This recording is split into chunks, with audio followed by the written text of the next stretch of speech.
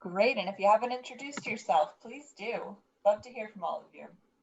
We'll have plenty of information throughout the day in the chat box, lots of links to our upcoming initiatives and events. So please look at our chat box, and you'll hear more about that in just a minute. And we're up to 84 participants already, which is wonderful.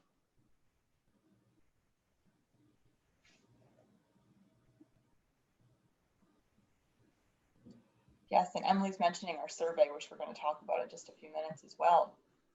So it appears that I don't have anyone in the waiting room just yet. So Jeannie, if you want to kick us off. Okay, sounds good. Thank you so much, Melissa.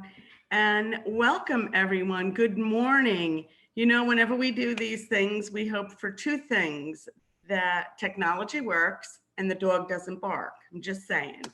One's downstairs, one's up here, fingers crossed.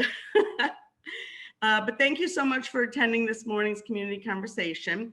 We are appreciative of your time, and we are grateful, so grateful to AmerisourceBergen Foundation and to Marist College for their support of this event. Unfortunately, due to the financial fallout from COVID-19 epidemic, United Way is concerned of potential widespread evictions in our community. In fact, the data has shown that 40 million people across the nation are at risk of losing their housing in the coming year. Now that is daunting. While the moratorium has prevented widespread evictions to this point, it is a safety precaution to keep our shelter system from being inundated during this devastating health crisis. And this does not take into account the potential 8 months of back rent that some families might owe their landlords and lenders. So this dire situation is compounded with the fact that our nation is facing a reckoning regarding systemic racism and inequity that has hurt so many community members and limited their opportunity.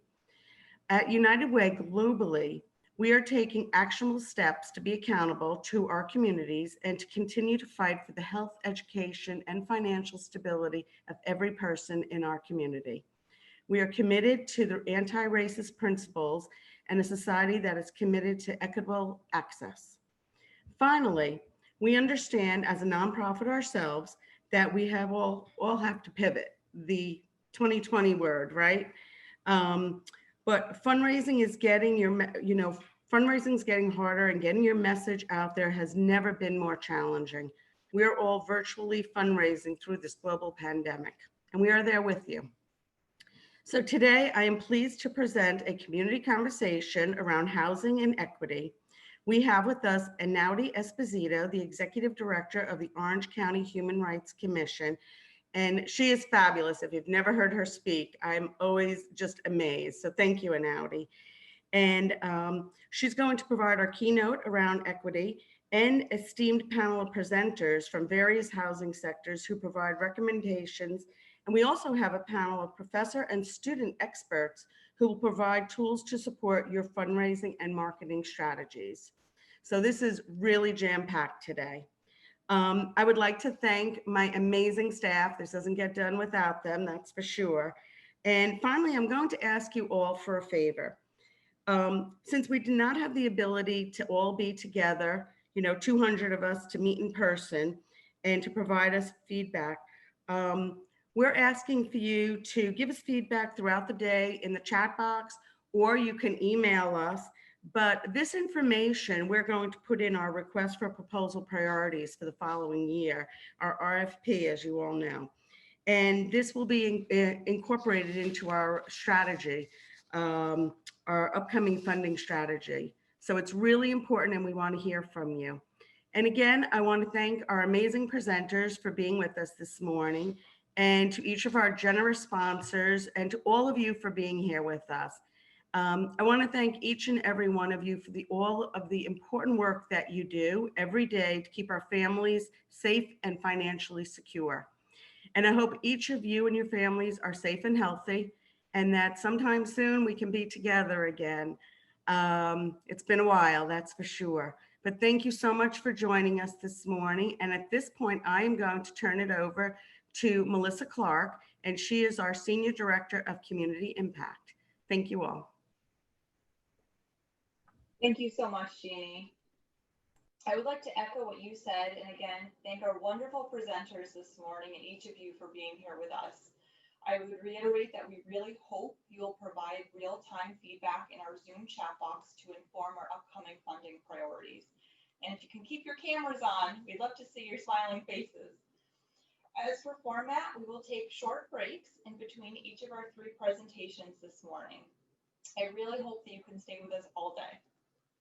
I would also like to mention that we have our Esprit Task Force meeting on Monday, October 26th.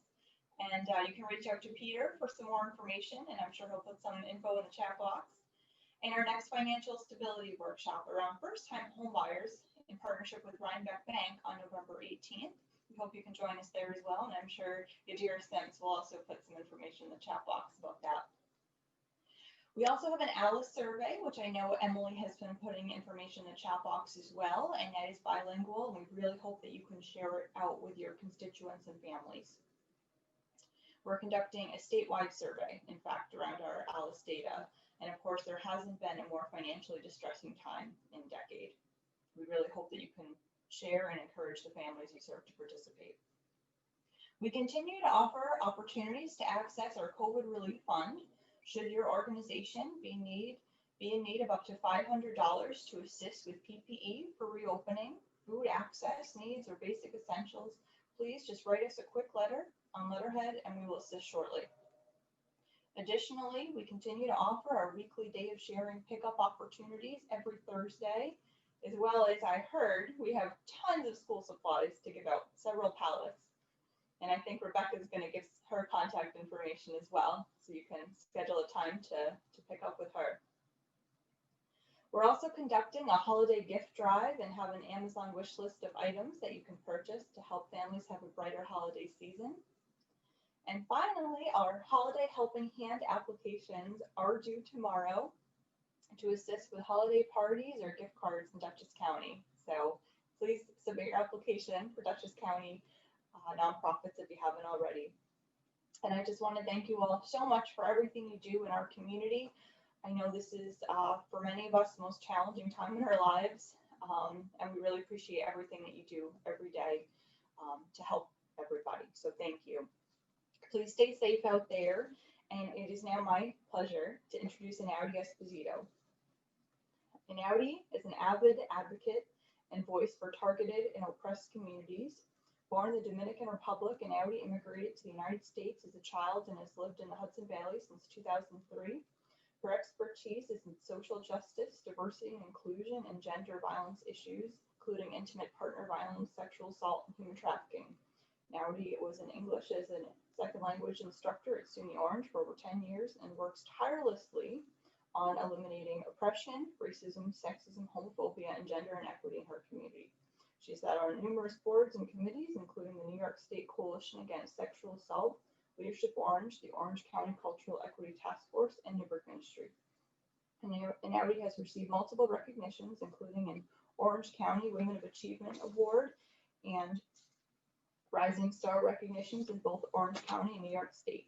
She is a sought-after speaker, as you can see, and has presented at numerous conferences, including the 2018 TEDx Newburgh, where she discussed diversity and privilege in her talk, Turning Differences into Strengths, which is great. You can check it out on YouTube. We watched it. Inaudy is the executive director of the Orange County Human Rights Commission, whose primary purpose is to foster mutual respect and understanding among all groups in the county. The commission coordinates and facilitates educational and awareness programs in order to promote understanding of equity, acceptance, unity, and humanity. So let's all welcome Inaudy. Thank you so much, Melissa. Thank you, Jeannie, for that as well. Good morning, everyone. It is so nice to see so many familiar faces and so many familiar names. It is my pleasure to be here and to have a little bit of time to speak to you all about inequity, about equity, and some of the issues that our nation is facing right now.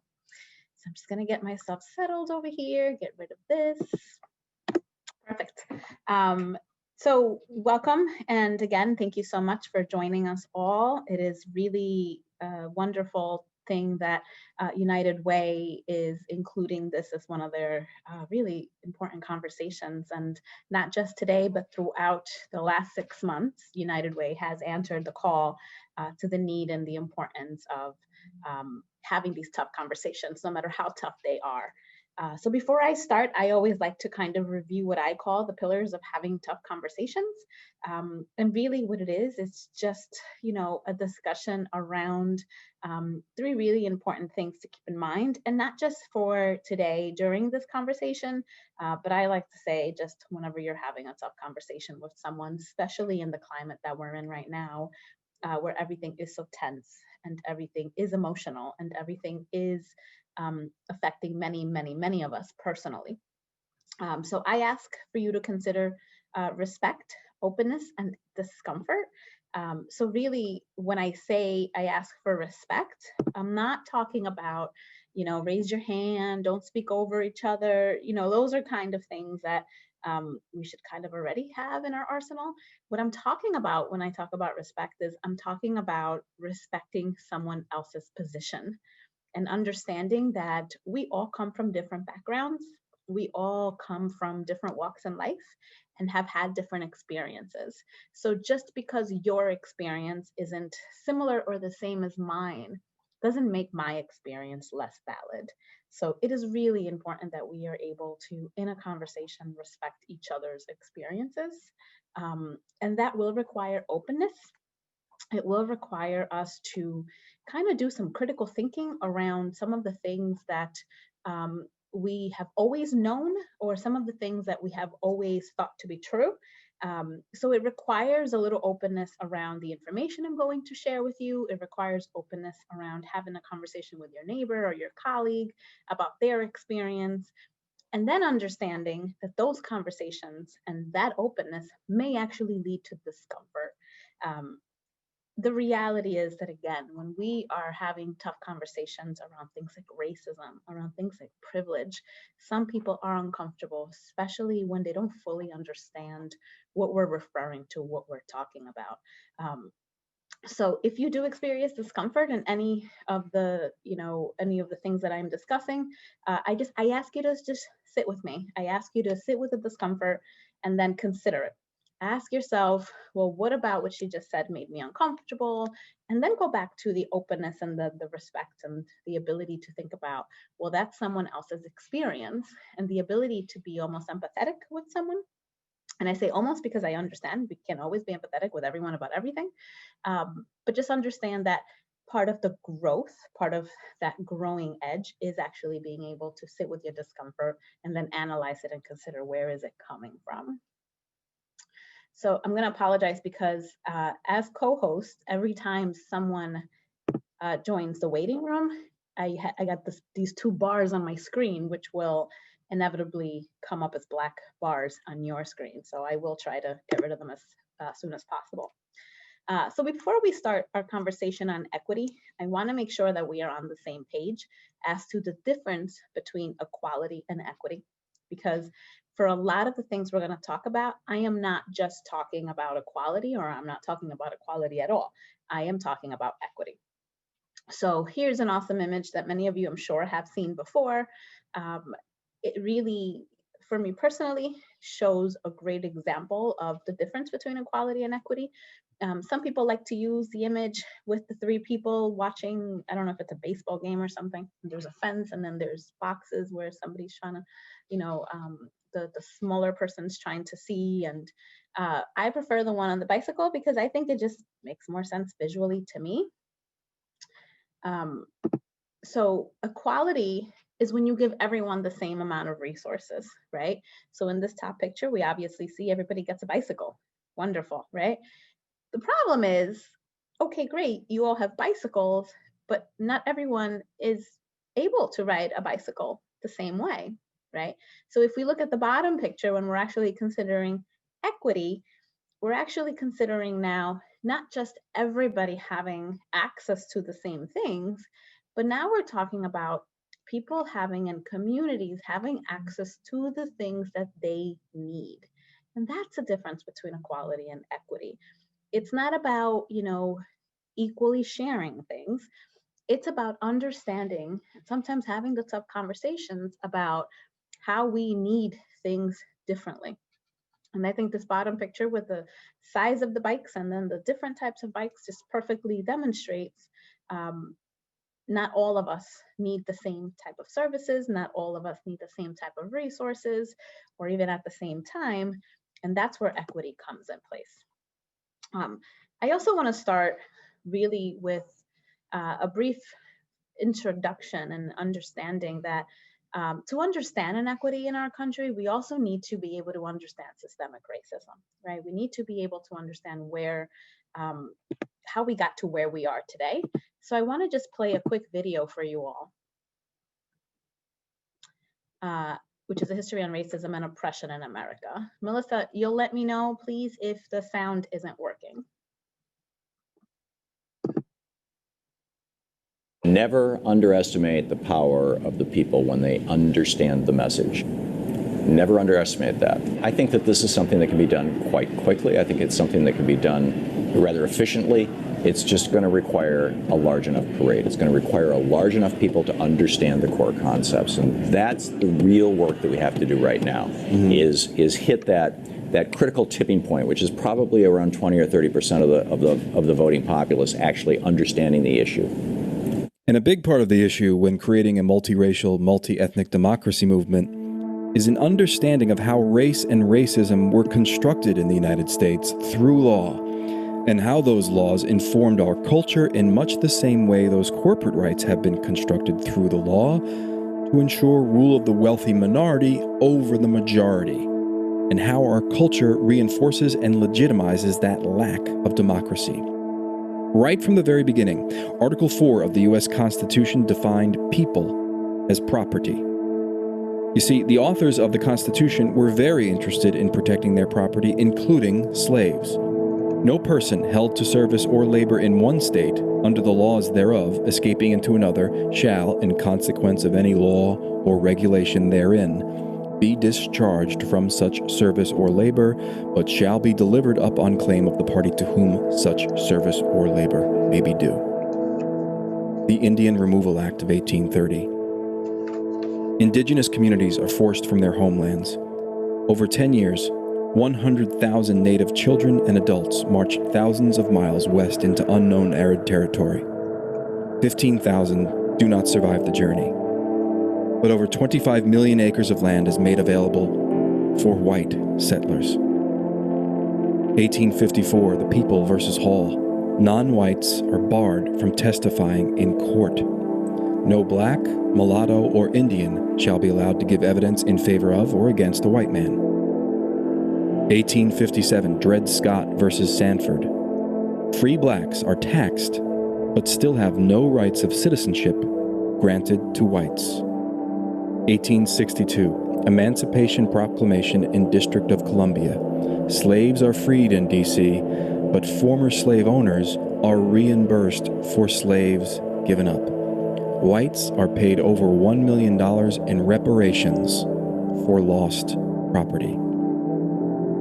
1862, Homestead Act. 50 million acres of formerly indigenous land in the West, having been violently invaded by U.S. soldiers in violation of treaties, is distributed by the government at low cost to white settlers only. And 100 million acres of indigenous land are given for free to railroad developers. 1882, Chinese Exclusion Act bans immigration of both skilled and unskilled Chinese laborers. 1924, Johnson-Reed Act creates an immigration quota system based on national origin, favoring Nordics over the inferior races of Asia and Southern and Eastern Europe. 1934, in the wake of the Great Depression, the National Housing Act is implemented, creating a federal housing authority to provide loans and federal subsidies for home ownership, but the FHA mortgage underwriting standards discriminate against non-whites and investment in non-white communities through a process called redlining. 1942, an executive order forces 111,000 Japanese Americans into concentration camps. And the war on drugs declared by Richard Nixon violently targets and imprisons people of color disproportionately through today. Righteous anger can only be provoked by anger at injustice or unfairness. And I'm angry about the fact that we've got 20 to 25% of the children in the richest country in the world who go to bed hungry or undernourished every night. I'm angry about the fact that we have transnational corporations that are destroying the planet that we depend upon for life itself. And I'm angry about the fact that the world that's being created with the rape and plunder of Mother Earth is a racist, sexist, and class oppressive society. You bet I'm angry. I'm angry because it doesn't have to be this way. Are we in a class war right now? Of course we are. And, you know, Warren Buffett, I think, said it the clearest. He said, we're in a class war, and we've been in a class war for years, and my class is winning. And who is his class? The owning class, the people who own these corporations.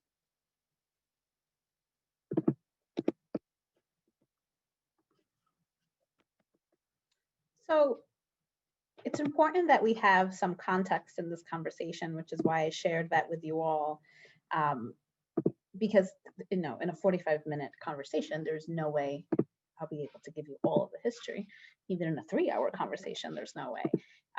But it really sets the tone and kind of helps us set the foundation for the conversation around inequity in some of our systems.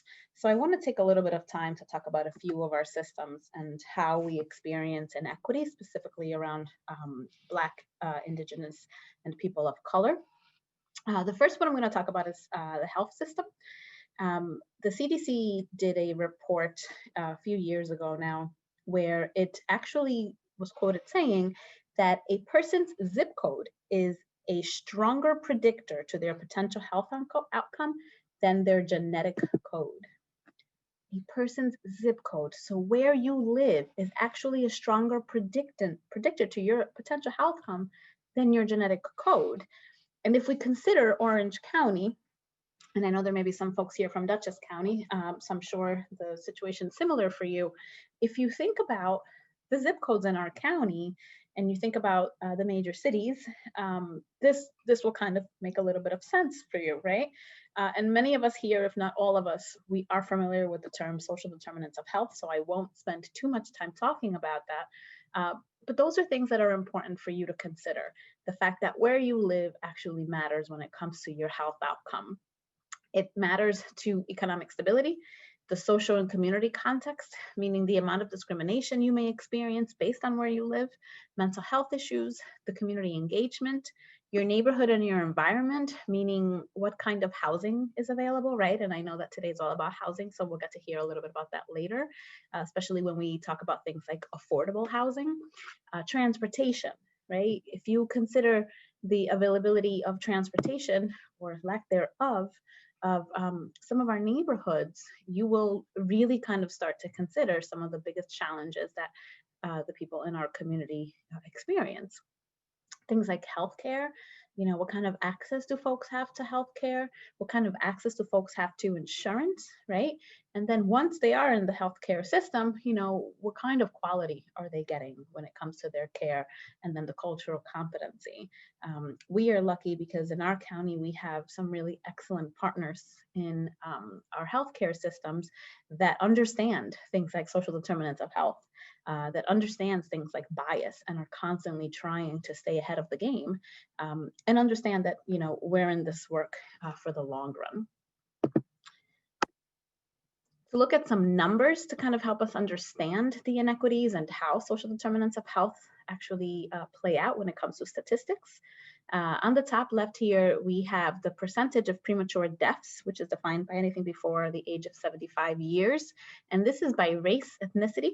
And this is Orange County versus New York State, right?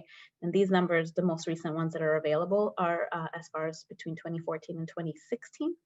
So if we look over here, right, orange bar represents white folks who have, again, passed due to premature deaths before the age of 75.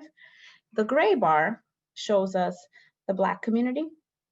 And then the dark orange, kind of burnt orange color, Hispanic. And if we see here, the disparities are clear, right? So as a state in New York, 35% of the deaths were represented by white folks, 57.6% by Black folks, and 53.8% by Hispanic folks. And Orange County has no different in that number. If anything, we jump up a couple of digits there in the percentage. It's 40% white, 60% Black, and 59.9% Hispanic.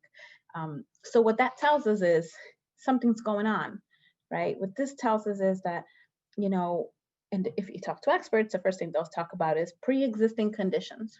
So pre-existing conditions are actually impacting people of color, right? Impacting Black folks, Hispanic folks at a much higher level and higher rates than that of their white counterparts. And if we go back to understanding social determinants of health and talking about a person's zip code, right, being a stronger predictor for their potential health, then we understand that all of these issues, economic stability, social community context, education, healthcare, et cetera, actually play a really important role, even in how long someone lives, or even in someone's quality of life. Another really important number to consider is pregnancy-related deaths, so maternal infant deaths. And this is actually really something important because these numbers have continued to grow in the United States for the last 30 years. Mothers who are dying, and maternal infant death is considered a death related within the first year, and it's related to childbirth or while the mother is pregnant or birthing. So we have women who are dying during childbirth, and unfortunately, if we look here at the bars, the dark blue represents Black, the dark orange represents American Indian, Alaskan Native, gray Asian, orange, white, blue, Hispanic. If we look at the discrepancy here, just at the bars, we can see that these numbers are astronomically different. In some states, including New York State, these numbers are actually even more, a bigger difference. In New York State, a Black woman is actually 4 times more likely to die in child's labor or maternal infant death related than a white woman. And that's just unacceptable. And when we talk to the experts, the answer is pre-existing conditions. And again, if we're considering, well, where are these pre-existing conditions coming from, and understand social determinants of health, then we understand that we have some serious issues that need to be dealt with within our communities. You may be happy to know that the numbers in Orange County for maternal infant deaths are so equally the same that the numbers don't even, there is no difference here. So that's a positive thing for us here in the county. When we talk about COVID, and I keep saying pre-existing condition, and we know that that's one of the biggest things that has been discussed during the COVID era. Let's look at some of these numbers. So the New York Times actually came out with a report back in July of this year. And it's interesting because when you look at numbers and you consider statistics, normally things aren't as updated as something like this, right? This was less than 6 months ago.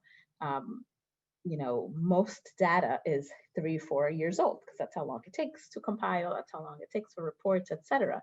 But something like COVID, where we're still in the middle of it, even data from July 2020 feels like it's really old and outdated, right? But it's what we have, it's what we're going with. So overall in the United States, per 10,000 people, 23 of those people who were COVID positive were white. Black was 62 and Latino was 73. So we are talking about, in some instances, COVID affected different folks in ethnic and racial background 3 times more than they did of their white counterparts. If we look locally, in Orange County, it was very similar, right? So out of, per 10,000 cases, 95 of those were white, 206, so more than double of those cases were Black, and then 262 Hispanic. Asian was 61. And interesting enough, there was a lot of racism around Asian folks with the virus, right? you know, people calling it the China virus, people looking at Asian folks as if it's, you know, they're the ones who brought it, they're the ones who have it, they're the ones, etc. How many stories didn't we hear of people no longer eating Chinese food, or, you know, just flat out discrimination over it? But when we look at the numbers as to, you know, who was coming up positive, we understand that obviously it impacted our entire community, and disproportionately impacted some communities more than others. If we look at other counties close to us, so Westchester, again, similar. In Westchester, cases per 10,000, so 60 of those cases were white, 100 would have been Black, 72 Hispanic. So here in Westchester, we saw the Black community getting hit more than the Hispanic community. And then in Rockland County, similar to the other counties and to the state where we saw Hispanic folks, or are still seeing Hispanic folks, getting 3 times more likely to get COVID than that of their other counterparts. It's really important that we understand, in addition to pre-existing conditions like we discussed earlier, as far as social determinants of health, in addition to the fact that, you know, within the inner cities, we have higher density population and higher density housing. It's really important that we also understand that it is Black and Hispanic folks that are making up a lot of the fields and, you know, workspaces where they were not able to stay home and work from home. We have to consider the fact that, you know, something like 60% of the working force population that had to stay home were Black and Hispanic. So it is not just a simple, well, pre-existing conditions, this is why, right?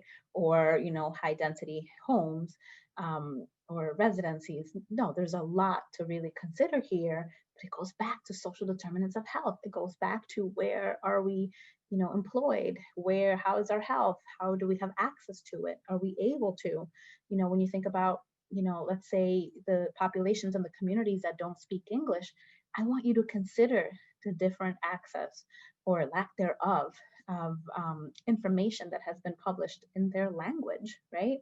We have a lot of different, I'm thinking of Newburgh, different communities that speak different languages, right? Majority Spanish, and we also have Haitian Creole. So when I think about, you know, the things that we're putting out there and the communication that we're putting out there and how we're informing our community of the pandemic, of the things that need to be done to prevent it, I really am thinking of, is this reaching everyone equally, right? Because remember, when we're talking about equal and equitable, right, it may require not just, you know, the translation of forms, but those communities may require a little extra effort, right? Figuring out, how do we get to the places where everyone is in? How do we get to the places where everybody can hear our message and be able to access the information? Another one of the systems I want to talk about is the wealth gap in America and housing inequity. If we look at, just gotta hide these bars for everyone. My apologies because they keep popping up.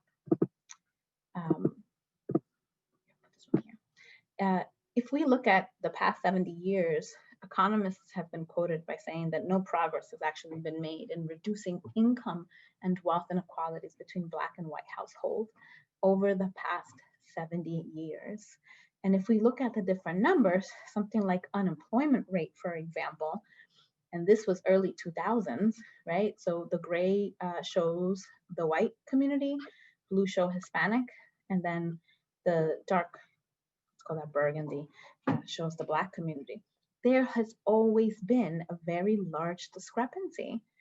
And if we look at, you know, the trajectory, and if we look at around the recession time, you know, those numbers all went up, but still they didn't come even close to each other, right? And if we look at 2020, which is where we are today, those numbers obviously going up based on the pandemic and everything that's going on, but still disproportionately, we see that the Black community is being hit the hardest. When it comes to the median net worth by race and ethnicity between 89 and 2016, again, we are seeing a very large disproportionate numbers here. So if we were to look at 2016, and this is about, let's say, $171,000, and I think it's the actual numbers, is the median net worth of a white family versus a Black family that is under $20,000. Those are really big differences that just merely can't be made up by someone working really hard, right? And that's something that we need to kind of start, putting our minds around when we understand the difference between equality and equity. The wealth gap, right, is the product of centuries of inequality and racism that, according to experts, right, we're talking about the Federal Reserve System, the U.S. Department of Labor, Department of Commerce, and different, professionals and experts, this wealth gap has grown too large to be impacted significantly by just individual actions or achievements, right? If you break down the U.S. median household net worth by race and education, you'll see exactly that. So a white family in 2014, post-college income was an average of $455,000. Same education, a Black family was $141,000. And if we get lower and lower here, we see here, less than high school, a white person is still able to make $82,000 versus a Black person stays below $3,000. So even with similar education, even with similar, professional experience, etc., a Black person and a white person, or a Black and a white family household will still significantly make less. I mean, if you compare some of this, the Black family's income here after post-college is actually just about a little bit over what a white family would have with some college education. To really understand that, you would have to consider how systemic racism plays a role in the entire life of a Black family or of Black communities, because we are talking about things like, housing, we're talking about things like inheritance, we are talking about a lot of different things, right? Not just that one choice of, or ability or opportunity of going to college, right? And even then, you see study after study that talks about how Black folks who graduate from college are still less likely to find jobs than their white counterparts. And when they do find jobs, they're still getting paid less than their white counterparts. Or we've seen the study, and if any of you here, which I know many of you have sat through any of my diversity and inclusion trainings, we talk a lot about the bias around recruiting, right? And around resumes. And multiple studies have been done where they take one resume, they copy that resume, so now you have two copies of the same resume, but they change the names on it. One is a white sounding name, the other one is what they call an ethnic or a Black sounding name. And time again, that white sounding name resume gets called double the time that the white or the Black or the ethnic sounding name resume gets called. So all of this, plays a really important role when we talk about the wealth gap in America. Let's learn a little bit about the housing segregation and redlining and how that has impacted the wealth gap. Racial segregation in the U.S. is not in our past. It's our present. There's a crazy wealth gap between white and Black Americans that's tied to home ownership. White Americans hold 7 times the wealth of Black Americans, the same ratio as in the Civil Rights era. And even though Black people make up nearly 13% of the U.S. population, they hold less than 3% of the nation's wealth. Now you have to understand that owning property is the major way American families build wealth. But when state-mandated discrimination stops Black people from owning their homes, the growth of their wealth gets halted too. Okay, we have to go way back to see how this happened. When the Great Depression hit, the federal government created public housing to help American families for the first time. They mostly made public housing projects for white people, but there were some made for Black folks too. By the mid-1930s, the government was offering subsidized mortgages at a fraction of the price for white families, so they could move into brand new houses in the suburbs. Black people were specifically prohibited from these deals. They instead had to stay in public housing, often paying more for their rent than white families paid in mortgage. On top of that, the practice of redlining grew across the nation. The HOLC created city maps to indicate the level of risk for real estate investments. These maps ranked desirable neighborhoods for lending, such as white suburbs, in green, and marked undesirable or risky neighborhoods often populated by Black communities in red. As a result, redlining destroyed the possibility of investment wherever Black people live, ruining their chances at growing their wealth, property, or social mobility. Meanwhile, the government backed $120 billion in low-cost home loans between 1934 and 1962. More than 98% of these loans went to white homebuyers. By the time housing segregation was banned in the Fair Housing Act of 1968, it was too little, too late. The damage was already done for generations.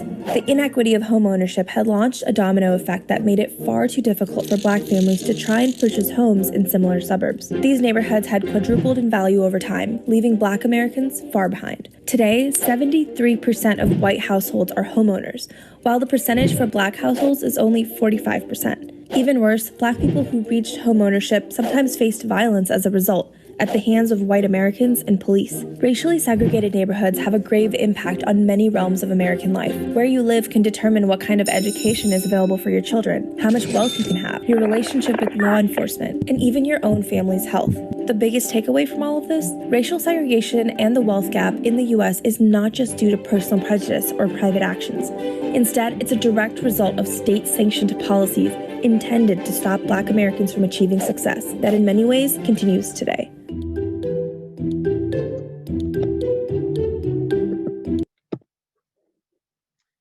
So again, going back to what we said earlier, when we talked about a person's zip code, right? It's important to understand that. It's important to understand that the opportunity hasn't always been there, and that when it is there, it's not equitable either. When we look at home ownership rates by race or ethnicity, and this was touched on a little bit in the video, we are looking at about 45% Black, a little bit over 50% in general. Others, white families over 70%, and Hispanic actually about 47%. During this COVID crisis, 28% is the number that represents Black homeowners who couldn't pay or defer their mortgage payments in May. And that's compared with just 9% of white homeowners. So even understanding something like that is really important to understand just the wealth gap in America and where we all kind of stand as a whole, right? Obviously, individually, that could be a little different, but as a whole in general, we look at these numbers. 40% is a number representing that less likely Black families are to own their home than white families. And then another really, I think, important number to know is that roughly 1 in 6 Black and Hispanic households actually spent more than 50% of their income on housing, leaving them with fewer resources to devote to their, things like children's education, healthcare, and even basic needs. I know for a fact that this will be somewhat of a conversation that we have later on the panel. Knowing the panelists, when we talk about things like affordable housing, for many people in our community, specific people of color, that 50% of their income on housing is more like 75% of their income on housing, because we understand that affordable housing is just not something we actually have very available or accessible here in our community. So I want to wrap up talking a little bit about equity in the workplace, because there's a lot of conversation that's been going on around DEI, right? Diversity and inclusion. And I won't talk too much about diversity and inclusion. As we understand, diversity is, what you have, right? I have this line, diversity is what you have, and inclusion is what you do with it. In that line, I stole from someone who stole it from someone who borrowed it from somebody else. We keep borrowing it from each other. But we need to understand that these things cannot work alone. If we're going to talk about equity, we can't not talk about diversity and inclusion.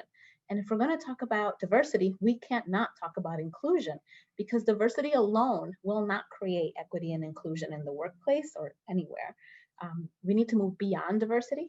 Organizations have to work on understanding that the systems we are a part of carry a lot of systemic racism, and we need to talk about institutions not being equitable so that we can start moving beyond this having a seat at the table mentality.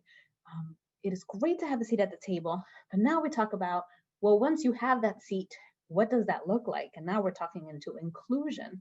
right? And it requires, leaders to invest time, resources, to be willing to take risks, to make progress, right? And we understand that that takes a long time. We understand that, none of this can be done overnight. I was doing a similar presentation yesterday for a state conference, and someone asked, is there any low-hanging fruit, he worded, on how companies and agencies can work on DEI. And I said, no, I'm sorry, there is no low-hanging fruit, because this work takes time. This work takes commitment, and this work is not an overnight thing. There are things we can all do on an everyday basis, including, communication, creating spaces for these conversations to take place. But in the end, this is not a human resource issue. It's a strategic issue. And, we have to see efforts around the mission, the vision, the values. It has to be incorporated into everything in our agencies, et cetera, so that we're really able to put them into place. This is something that I've adapted from one of the local agencies, the Mental Health Association, because I think they have really worded it really excellently in their cultural equity plan. And that's that cultural equity demands an ongoing commitment to openness and learning. It's taking the time and taking risks. It's sitting with uncertainty and discomfort, and it's not having quick solutions or easy answers. It involves building trust. It involves mentoring, developing and nurturing a frame of reference that considers alliances across cultures as enriching rather than threatening. And when we talk about what does equity, cultural equity look in your workplace, that is what you should be really considering. It's about how do we build organizations? How do we help, bring folks up that, really will make a long-lasting difference in our institutions and organizations? By focusing on equity, an organization has to address all aspects of their work, right? Everything from the top, right? From the beginning. Where are you posting your job openings? Is the language accessible? Are you listing skills that actually allow people to apply? If you're listing master's degree preferred, is that because you think that master's degree is something that is valued more than community experience? Or can we start valuing community experience as much as we value education? Is it our funders that's requesting that these degrees be put there, or are we trying to be competitive with other places, and in doing so excluding people from being able to apply? Another one is must be able to lift 25 pounds. If your job description includes that, which I know many agencies do, I want you to actually ask yourself, does that person actually need to lift 25 pounds? Or are we adding yet another barrier that may be excluding some folks who may really not be able to physically lift 25 pounds and has all these excellent skills, but can't even apply to the job because of it? So just two standards that I want to leave you with. The first one is treating everyone the same, maybe unintentionally oppressive. Individuality is important. Of course, we all want to walk away being treated as individuals. I want to be treated like Inaudy. I don't want to be seen as, any one of these other things.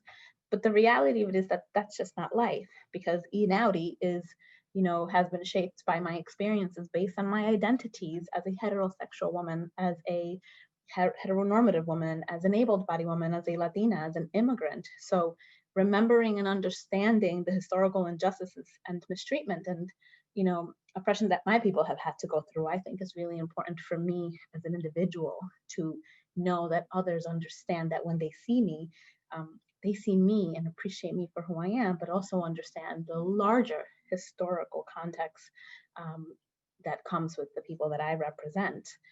And then understanding that ignoring those historical oppressions, right? Being colorblind is not really, it's actually failing to understand needs of people, individuals, and groups, right? And then the final one is that understanding that we need to build and cultivate teams around us if we want to bring long-lasting cultural and institutional change. We cannot do this by ourselves. We cannot do this overnight. It requires the help of others. It requires long-term work, patience, But it really requires leaders to cultivate that team and organize.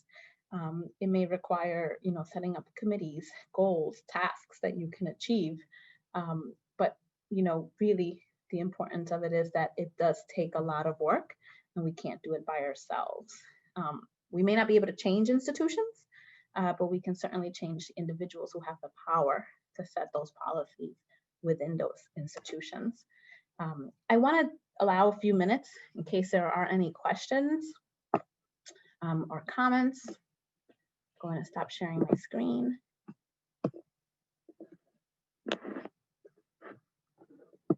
I haven't looked in the chat box, so I don't know if there are any questions. Melissa, I'm going to. Thank you, Inaudy. Yes, there have been a lot of comments, not too many questions, and just more requests for the data that you had, and just the incredible information that you're sharing with us. But does anyone want to, while we have a few minutes for more questions, add a couple right now into the chat box? Malcolm, if you want to just type it in, or I can unmute you. I'll unmute you. Go ahead. Good morning. Thank you, Inaudy. That's how you say it, Inaudy? No, Inaudy.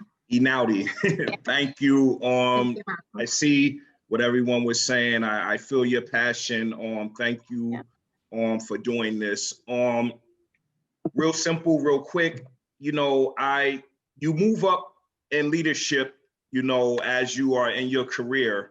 And for me, I've had the privilege of being here in Orange County and getting back to grassroots, getting back to that frontline work, seeing the people in Orange County who are struggling with substance abuse, the addiction process, and working with them.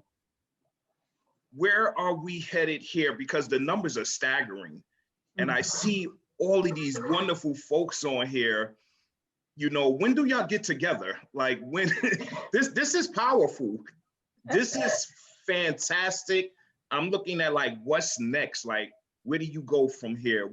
Is there a plan? I'm so excited, because this is where decisions can be made, action can be taken. What's next here? So Malcolm, the question is not when do we, it's when do we not meet? When do we not have a monthly meeting or a constant coalition?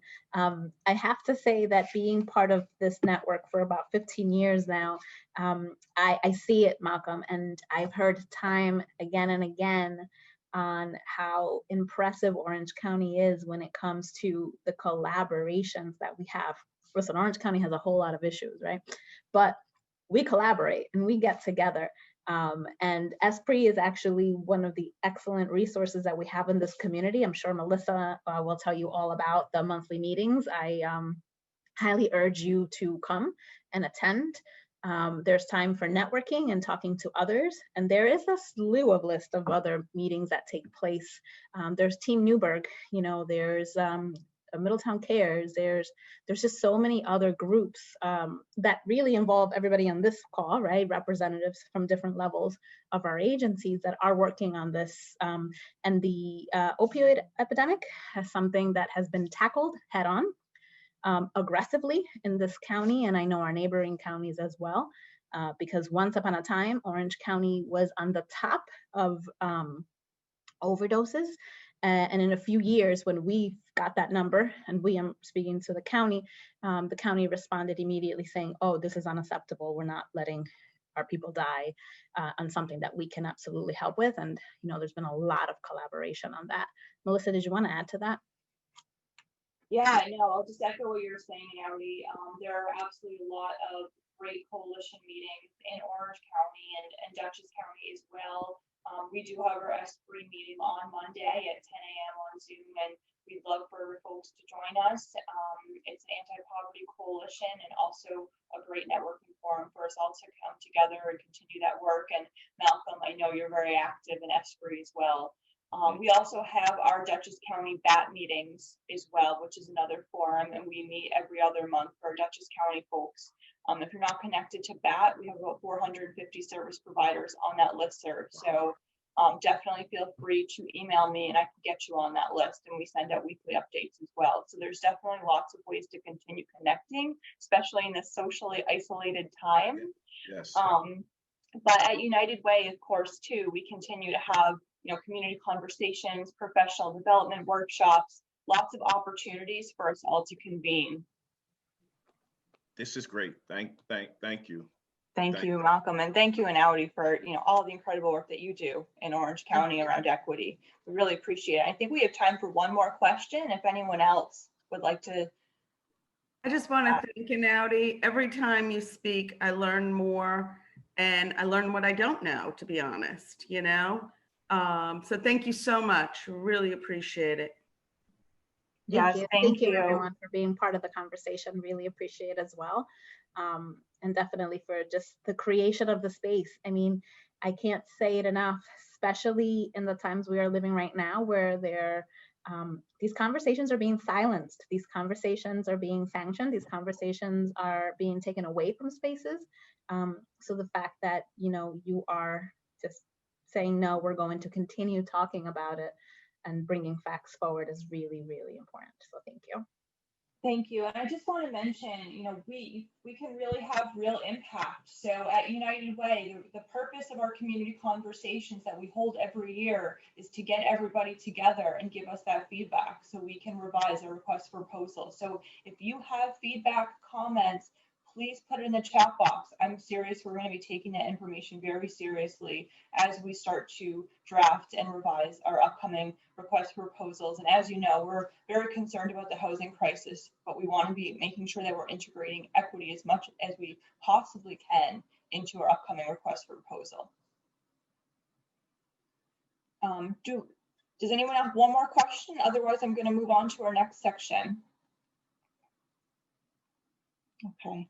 All right. Well, I would really like to, and there's a lot of great feedback in the chat box and lots of requests to share that information and data. And I would just like to thank you so much. Like Jeannie said, every time I hear you, I learn so much. It's really incredible. You're just, you have so much wealth of information, incredible timely research, and you just frame it in a way that we can all really just understand the most pressing issues that we're all facing. And I just really, really appreciate all of the important work you do every day for our community. Thank you,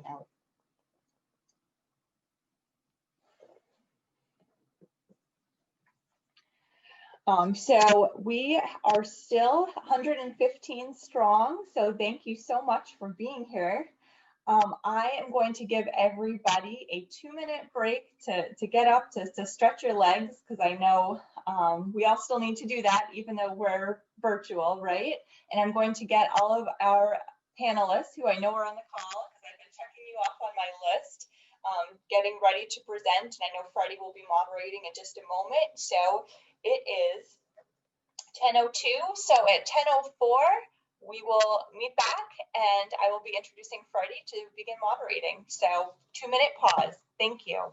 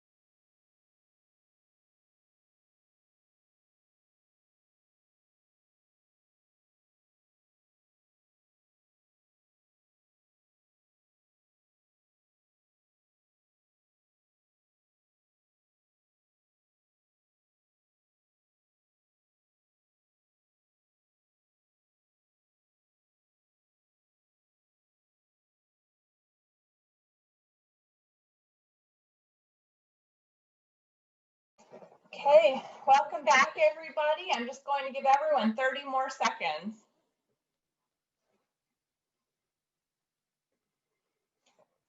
So I see all my panelists have their cameras on, which is excellent. Welcome all. So good to see you.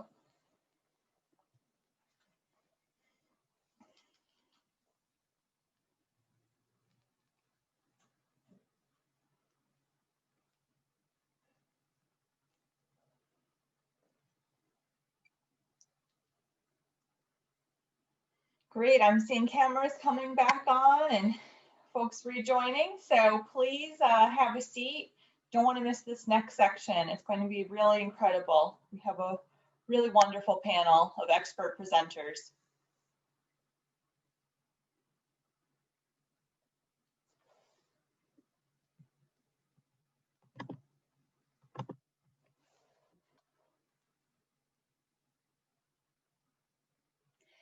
Okay, so I would now like to introduce Freddie Garcia. He's a long-term United Way volunteer and an amazing member of our community, as well as our truly phenomenal panel made up of advocates and experts in the housing field. Freddie Garcia is the Northern Regional Director for Diversity, Inclusion, and Community Engagement at the Westchester Medical Health Network. He's an active member of the community, serving on various boards that include Catherine Street Community Center, Family Services, RUPCO, Pattern for Progress, and Rhinebeck Bank. He's a two-time Marist graduate and holds a Diversity Inclusion Certificate. So I would now like to welcome Freddie, and I'll ask him to unmute himself, as well as my other panelists, and we will begin. He is going to be moderating our housing panel. Good morning, everyone. Excited to be here. Melissa, thank you for the introduction. As it was said, my name is Freddie Garcia, and I have the pleasure of leading today's discussion with our 6 panelists who are the experts around the topic of equity in housing. Before we start, I do want to encourage everyone to use the chat box for questions. You know, we're here today for you and for this dialogue and discussion around equity in housing. So I really encourage participation in that way. You know, I would rather be overwhelmed with questions than have no questions. So fire away as we go along. So today, again, is a focus, you know, we'll be focusing on the intersection of equity and housing in our community, the challenges presented, and how can we, you know, together as a community move forward and move ahead. Rather than me introducing every panelist, I'm going to call your name and then please introduce yourself, a little bit about, you know, who you are, what you do, who you work for, and the communities that you work with here in the Hudson Valley. So let's first start with Sabrina. Hi, good morning, everyone.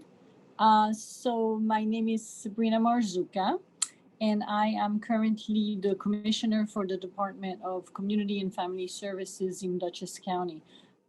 Traditionally, I think those departments are called DSS, you know. We like to change the name to really reflect what we do, which is all about community and family services. So I was actually born and raised in Haiti, the Caribbean island.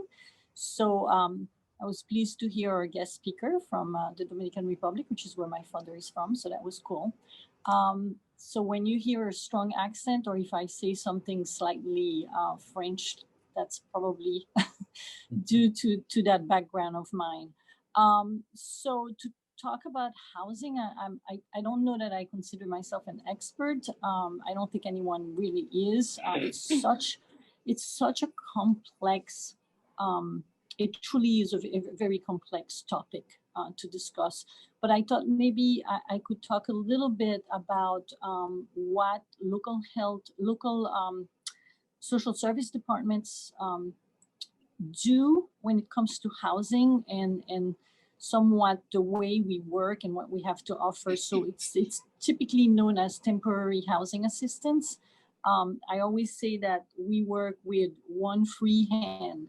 The other hand is tied with regulations, and those regulations, I think, when you start zooming in, I think you will find that there's a lot of equity issues around those regulations, and that could be a topic in itself. Having said that, there are really two ways that we provide assistance. It's the rental assistance, and then it's emergency shelter. It's very general. There's a lot of small pieces into it, but generally speaking, just for our purposes, you can think about it as those two options. So somebody presents homeless or at risk of becoming homeless, and we try to assist. It's all income-based. It's all income-based. But the very interesting thing is the cash assistance, the dollar amount that somebody can qualify for or a family can qualify for, there is no way that it's sufficient for you to afford housing. I mean, it's just not, what is $400 for an individual going to do for them to find appropriate housing? Maybe a room, maybe. I mean, the housing market is very tight, but in addition to that, it's we don't have affordable housing. That's just a fact, right? So it makes it very difficult, and most counties can apply for what we call a supplement, so that we can increase that cash assistance to make it somewhat more, realistic as to the market in your community. When you see one social service department, you see one social service department. Even though we have the same programs that we have to administer, there is a variety in the application. So for example, when it comes to supplements, some counties have had the supplements approved for ages and ages, and other counties have none. In Dutchess County, I applied for a supplement for singles and obtained that for 85% of the market values. So that has assisted us a lot. I have also applied for families, and it's been running into 3 years now, and I'm still waiting for approval. So until we have that approval, our hands are tied. And that's what I meant by you work with one hand assisting people, and the other hand is kind of, tight based on regulation. So Sabrina, before we jump a little bit further into it, let me get the other panelists to kind of just introduce themselves, and then we'll kind of jump into exactly, I think, a little bit more in terms of what you're referring to. So Javier, if you want to kind of introduce yourself real quick. Yeah, sure. Hi, everyone. Good morning. I'm Javier Gomez. I work with Hudson River Housing. I am a program coordinator with the real estate development team there. So my work is mostly involved in creating new housing, new construction, renovation, and also major improvements to property that Hudson River Housing currently operates. So I'd probably be able to speak mostly to any in this conversation. I'm hoping to get involved in anything about, the challenges with creating new housing and what that world is like right now. Thank you. Patience? Hi, good morning. My name is Patience Hughes. I'm an attorney, housing staff attorney with Legal Services of the Hudson Valley. Legal Services of the Hudson Valley is the only organization that provides free legal services in the Hudson Valley. And we serve low-income people in our service area. I am one of the 2 dedicated staff attorneys serving Dutchess County.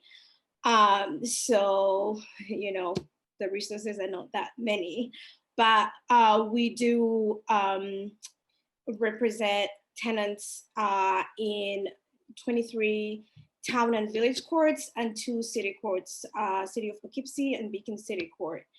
My work is primarily focused on eviction prevention through litigation in a housing court, trying to negotiate settlements to, either keep people in their homes or trying to negotiate for them if they live in private housing, having to walk away owing as little as possible or nothing at all, and then helping them with transitioning to other housing. We also represent tenants who live in subsidized housing, so project-based Section 8, people with Section 8 vouchers, people who live in public housing.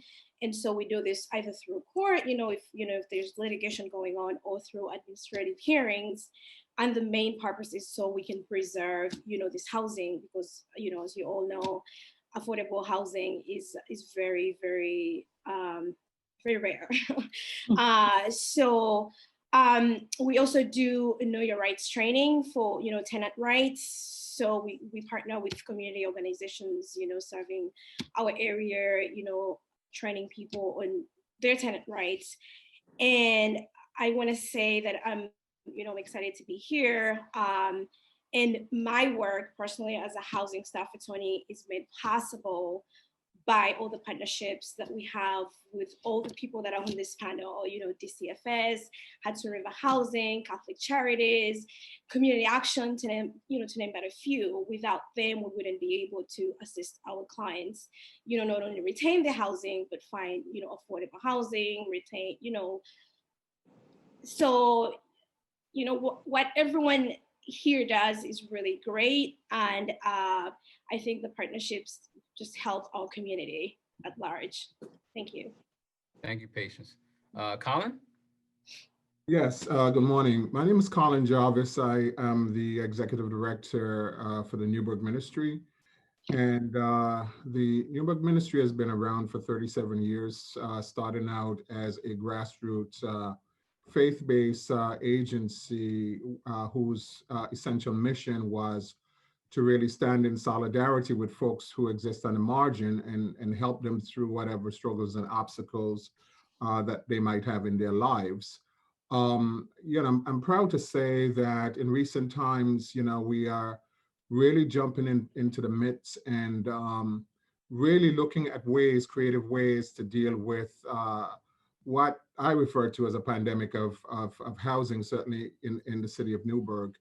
And I'll speak a little bit about that and the impact that COVID has had. But I am honored to be a part of this conversation. And I hope that at the end, when it's all said and done, we're walking away refreshed and energized and really convinced that we have to do things differently. Thank you. Thank you, Colin. Terry? I'm Terry Tortio. I'm the Director of Economic Independence for the Orange County Department of Social Services.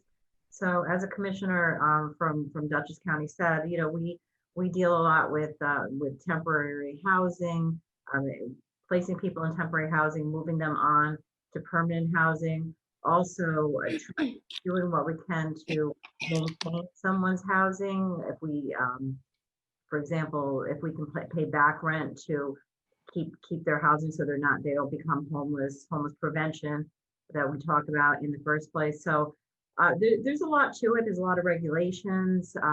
There's times that the regulations are relaxed, such as in the upcoming Code Blue, which should be within the next month, I would think. We'll talk about that a little bit if people aren't aware of exactly what Code Blue is. We are working, I'm very, very fortunate to have a really, really strong partnership in Orange County with many of the different entities that also work with people with housing. We have a very strong COC here in Orange County. We have a very strong strategic planning committee that is an offshoot of the COC. So I'm really happy to be here today so that we can talk about all of those things and form more relationships that, working toward keeping people in safe, affordable housing as much as we possibly can. Thank you, Terry. And last but certainly not least, Hector. Good morning, everyone. I'm the Director of Social and Human Services here at Catholic Charities of Orange, Sullivan, and Ulster. Catholic Charities is a multi-service agency that provides addiction services, prevention services. We have a pantry in Ulster. We also have a resource exchange program that's under me, immigration services, and we also have a parish counseling network. I'm over what's considered the safety net services of Catholic Charities. And our program includes the Housing Resource Center, and that's a collaboration with DSS, Terry's team, and case management services, and we also have a small food closet here at 280. But we do have a full operating pantry over in Ulster, Ulster County. Our case management services supports families and individuals with funds for eviction prevention, first month, and rental arrears. So we that's our role in the community, and we service in Orange County. We go from Newburgh all the way to Port Jervis. Thank you, Hector. And it's interesting, you know, one of the things I kind of picked up fairly quickly, you know, how we ended the last session about community and collaboration is exactly what you see within this panel. You know, the work between different organizations, government entity and organizations in our community, and community with organizations. So I think, you know, you'll see that more and more as we kind of get into the discussion. As you all know, you know, we're certainly experiencing a lot of challenges across the nation with COVID, the social unrest, and the shifts in our environment. So this question, you know, for Terry and Sabrina, with all that's happening with COVID at this moment, you know, I can only imagine that it's certainly hitting certain populations harder than others in terms of the housing crisis. Can you speak to those effects? Those, you know, suffering from substance abuse, mental health, domestic violence, you know, kind of bringing all that together from your perspective. So you want to go, Terry? Sure. I mean, what we're seeing right now, and I'm pretty sure that most counties are seeing the same thing, but I can't speak for other counties, is we're seeing a slight decrease in homelessness right now. Believe it or not, you wouldn't think so, but we are. And that's really because we believe due to the eviction moratorium that is in place until the end of the year, at least. So right now we have, because normally a huge percentage of the people that we see as homeless are homeless because they've been evicted. And a lot of people, of course, living in poverty are on the edge of eviction, and it takes just one small occurrence to happen for them to fall into an eviction type of situation.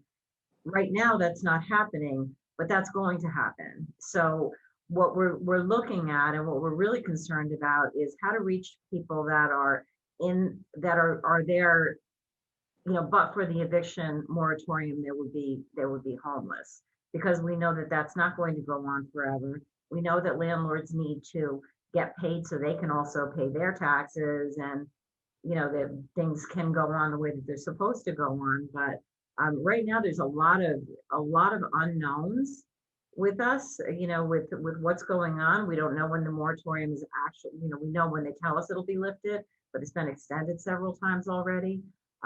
There's some guidance that isn't always clear as to when we can begin to assist. So there's a lot of different initiatives that we're putting through in Orange County to try to address that, aside from just DSS, but working as a larger consortium and trying to address what we feel is going to be an avalanche of homelessness come the beginning of the year. So yeah, I would agree with Terry that we are also seeing a slight decrease in the numbers. And again, we also think that it has to do with the eviction moratorium that's out there right now. I would say, however, that what we have noticed, particularly in our overnight emergency shelters, we have seen a lot more clients who have serious mental health and substance abuse issue. And sometimes they just have a mental health issue, sometimes they just have a substance abuse, sometimes both. And it has made it a lot more difficult to serve them. They are not engaging. They present very often under the influence, or they are not taking their prescribed medicine. They are refusing treatment, and that makes it very, very difficult to engage them, Terry mentioned Code Blue in her introduction, and Code Blue is basically a lax, if you may, of the regs, which enables us to serve everyone without restriction when the temperature falls below 32 degrees. Now, again, this is where I say it's interesting, you know, your right hand is working, your left hand is held behind, because if you think about it, I can assist you when the temperature is less than 32. So it's less than 32 on Monday, and then on Tuesday, it's, I don't know, 38, and I can't help you. It's just crazy. But that's the kind of environment that we manage, that we deal with. And as Terry mentioned, one of the things that we are also working on is utilizing some of the federal money that have come forth through the CARES Act, dealing specifically with COVID. We are putting money away, say, you know, so that we can address eviction prevention with rental arrears. We anticipate that individuals will have rental arrears, and you know, while the eviction moratorium is out there, yes, it's true, it's not stopping the court system. So basically what's going on is people, and I think our attorney can talk about this a little bit more. So basically landlord can still take you to court so that they can do the process of the eviction proceeding. While you can't physically be removed from the property, the system is still working. And I think what I've seen from legal services, the latest information I've gotten from them, and I appreciate their partnership in keeping on top of this, is that the courts are sort of like looking at your case and trying to identify if you qualify for that moratorium. And basically it's there, and it's just waiting for that moratorium to stop for the eviction to proceed. So as Terry said, we are expecting an avalanche, and we're trying to set parameters in place so that we can work with our partners. So United Way actually is one of our partners we are going to be working with to set up the 211 as a central call in Dutchess County, where people who are facing eviction can make a phone call, and we can sort of quickly triage and identify which program you would qualify for, because everything is income-based and everything has, you know, eligibility criteria, and direct you to that system so that we don't duplicate and we maximize all of the resources possible.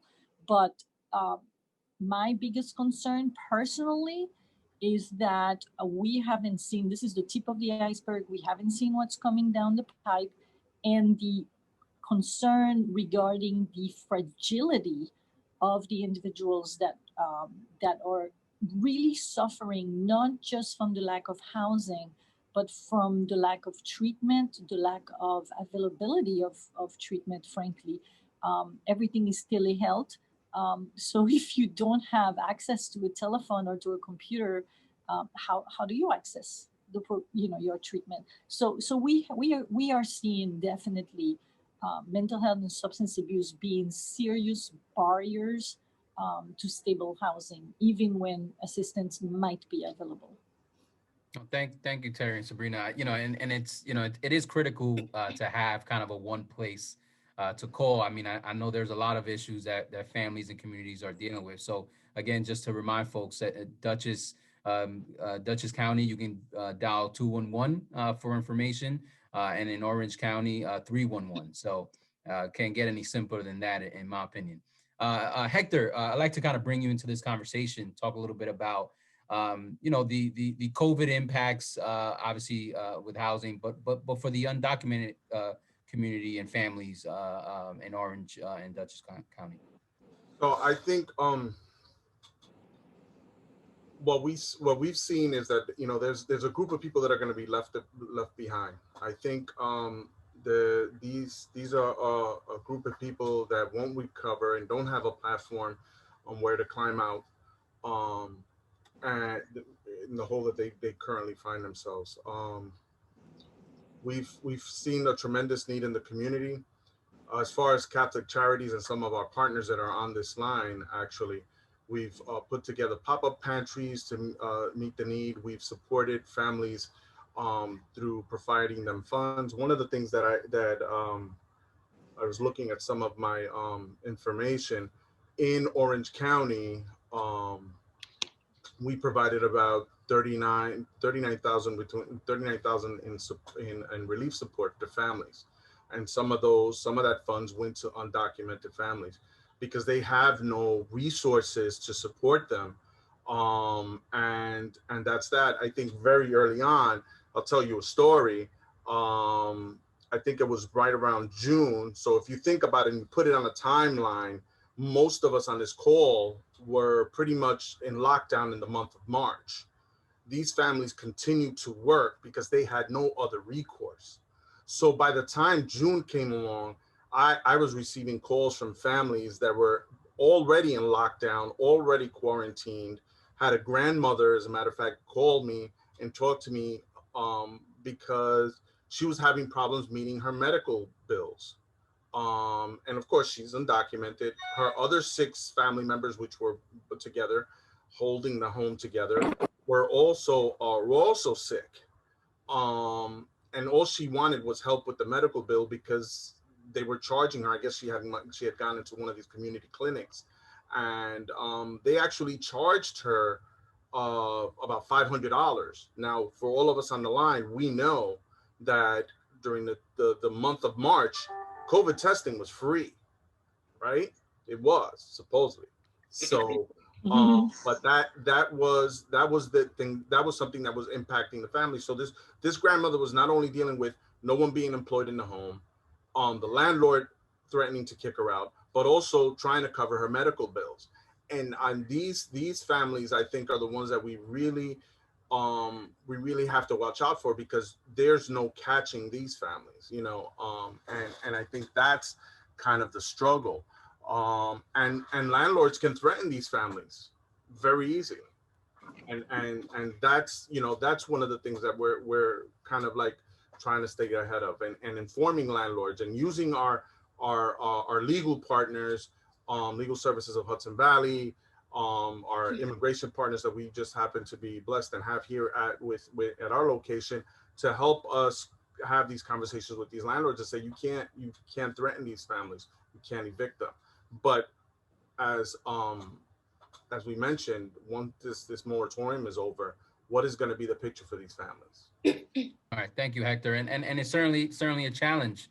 You know, we are talking about equity in housing, but what we do realize too is that there's, you know, compounding issues on top of that that don't allow people to kind of gain or search for the appropriate resources as they navigate these tough times. And I think, again, that's why it's even more critical for partnership, collaboration, because again, I don't, you know, every organization can do what they can. I think together we can do more along the way. Colin, how about the effects on COVID has had on the homeless service providers, organizations like yours, and trying to meet the services of the community?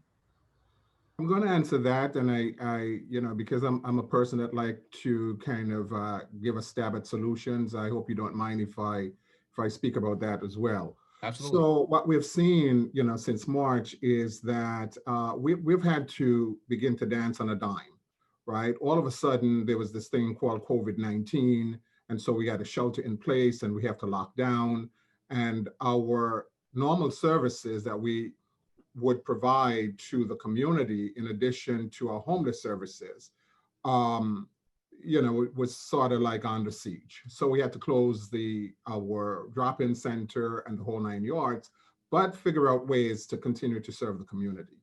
What we've seen in terms of homeless services at the 2 shelter facilities that we run, which is Winter Haven 1 and Winter Haven 2. Winter Haven 1 is our emergency shelter. That, you know, obviously, you know, the increased length of stay, just because people had no real other options. And as a shelter provider, we had to dance on a dime. So I had to add additional staffing to be able to cover 3 shifts rather than 2. So it's a 24/7 operation. And we went from not feeding people to feeding people. But the other thing about that is that we have a community that we have been responsible for in some sense for 37 years. And so when people call you and tell you they have no food, I don't have the luxury of saying, oh my God, I'm so sorry to hear that, but there's nothing that we can do. So we have had to leverage partnerships with all our community providers. And I applaud, folks like Recap and Catholic Charities, who has been tremendous for us, right? So as Hector mentioned about folks undocumented and not having resources, I mean, through the help of the Archdiocese of New York, we were able to help some of these folks with just basic food and basic survival, keep the lights on. Here's a bag of groceries or whatever, what the case might be. These, as I said before, COVID-19 has really just accentuated the pandemic of housing that has been with us since the 1960s. And I urge folks to go back. There's a YouTube video that's called The Battle for Newburgh, 1960, that featured a city manager. His name is Joseph Mitchell. I urge folks to go and have a look at that as a way to contextualize our history and our battle with this notion of decent, affordable housing and the crises that still persist up to now. All right. So as COVID-19 has really put additional stress and strain, we got to find other monies to make adjustment and social distance folks. We got to really figure out a way out of this. And it's our, Nadi was on earlier, it's our collective responsibility to be able to do that, because at the end of the day, we're still failing in critical places. And so I just want to just share a couple of things with you, right? Here's where the crisis lies. Let's look at the numbers. A studio apartment in Newburgh rents for, on average, $969 a month. One bedroom, $1,073. Two bedrooms, $1,346. Three bedrooms, $1,721. Four bedrooms, over $2,000. Folks who are on fixed income, and our folks from Department of Social Services can really articulate this much better than I can. You have a person who's getting SSI, SSD at $750, $850 a month. Folks, do the math. It does not add up, right? And so we're left with this gap of housing, affordability, decent, and available. So we know that there is this distance between reality and desirability, right? And this is what we face. The housing blueprint that works, right, in poor communities is a blueprint that has to do with supportive housing. Okay, and we can see that in terms of the supporting housing structures that we have, those entities that provide supportive housing, whether it's through whatever the subsidy source might be. But here's the reality too of what that is like. And I just read this a little bit. You have in the city of Newburgh, Kenny's apartment, for example, right, which is generally subsidized, a waiting list of 2 to 4 years. Okay, Independence Square, facility that just that's run by Independent Living, waiting list 2 to 3 years. Mason Ridge, another new housing development within the last 5 years, their waiting list is 8 years. Cornerstone, City of Newburgh, 6 months. So what are we talking about here? We're talking about, right, a crisis that if we don't get to the solution phase of it, we'll be speaking forever about what the problems are and what the problems are. It has to be a collective, a collaborative between public-private partnerships. We got to develop more subsidized housing, whatever that takes, in order to solve the problem. And then we got to look also at our economic infrastructure to see how we can shift the movement of that to be able to support an economy in a poor neighborhood that is healthy, or begin on the path to becoming healthy.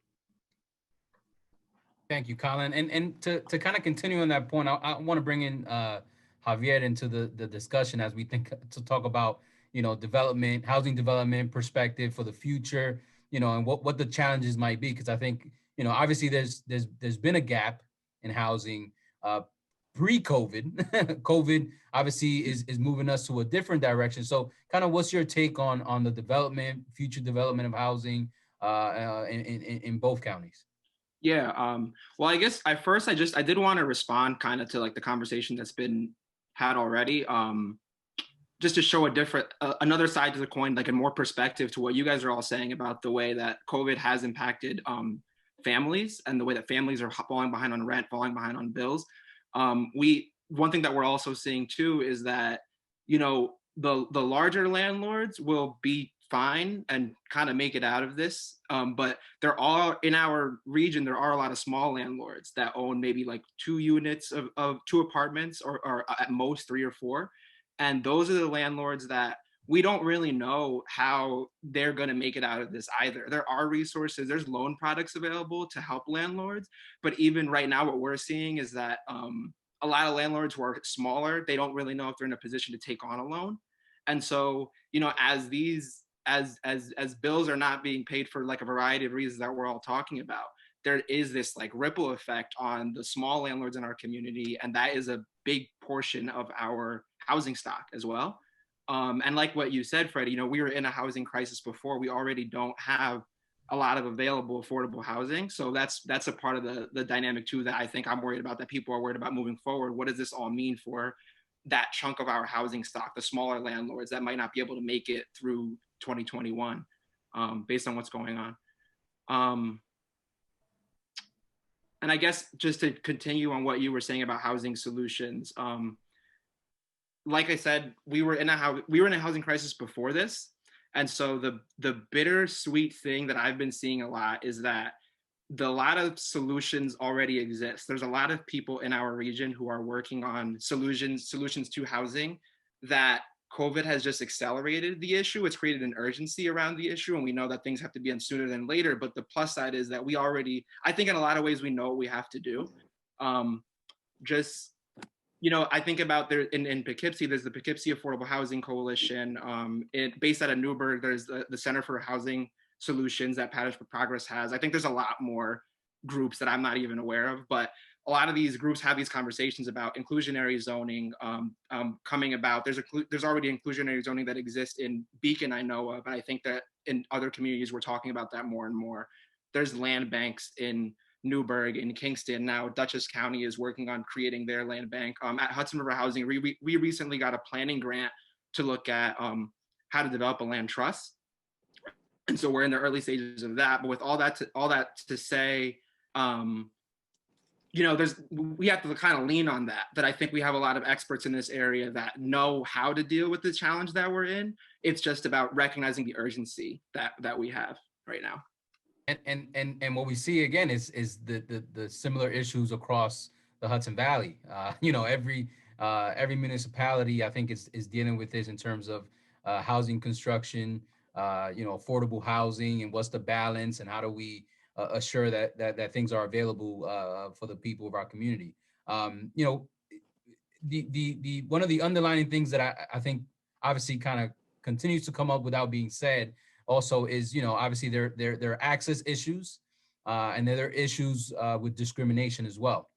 So I want to bring in Patience to kind of talk a little bit about from a housing attorney perspective, what are the issues that you're seeing out there in terms of discrimination and access, and then also, what can we do, and how should we approach it with our clients as we work along with them through that process?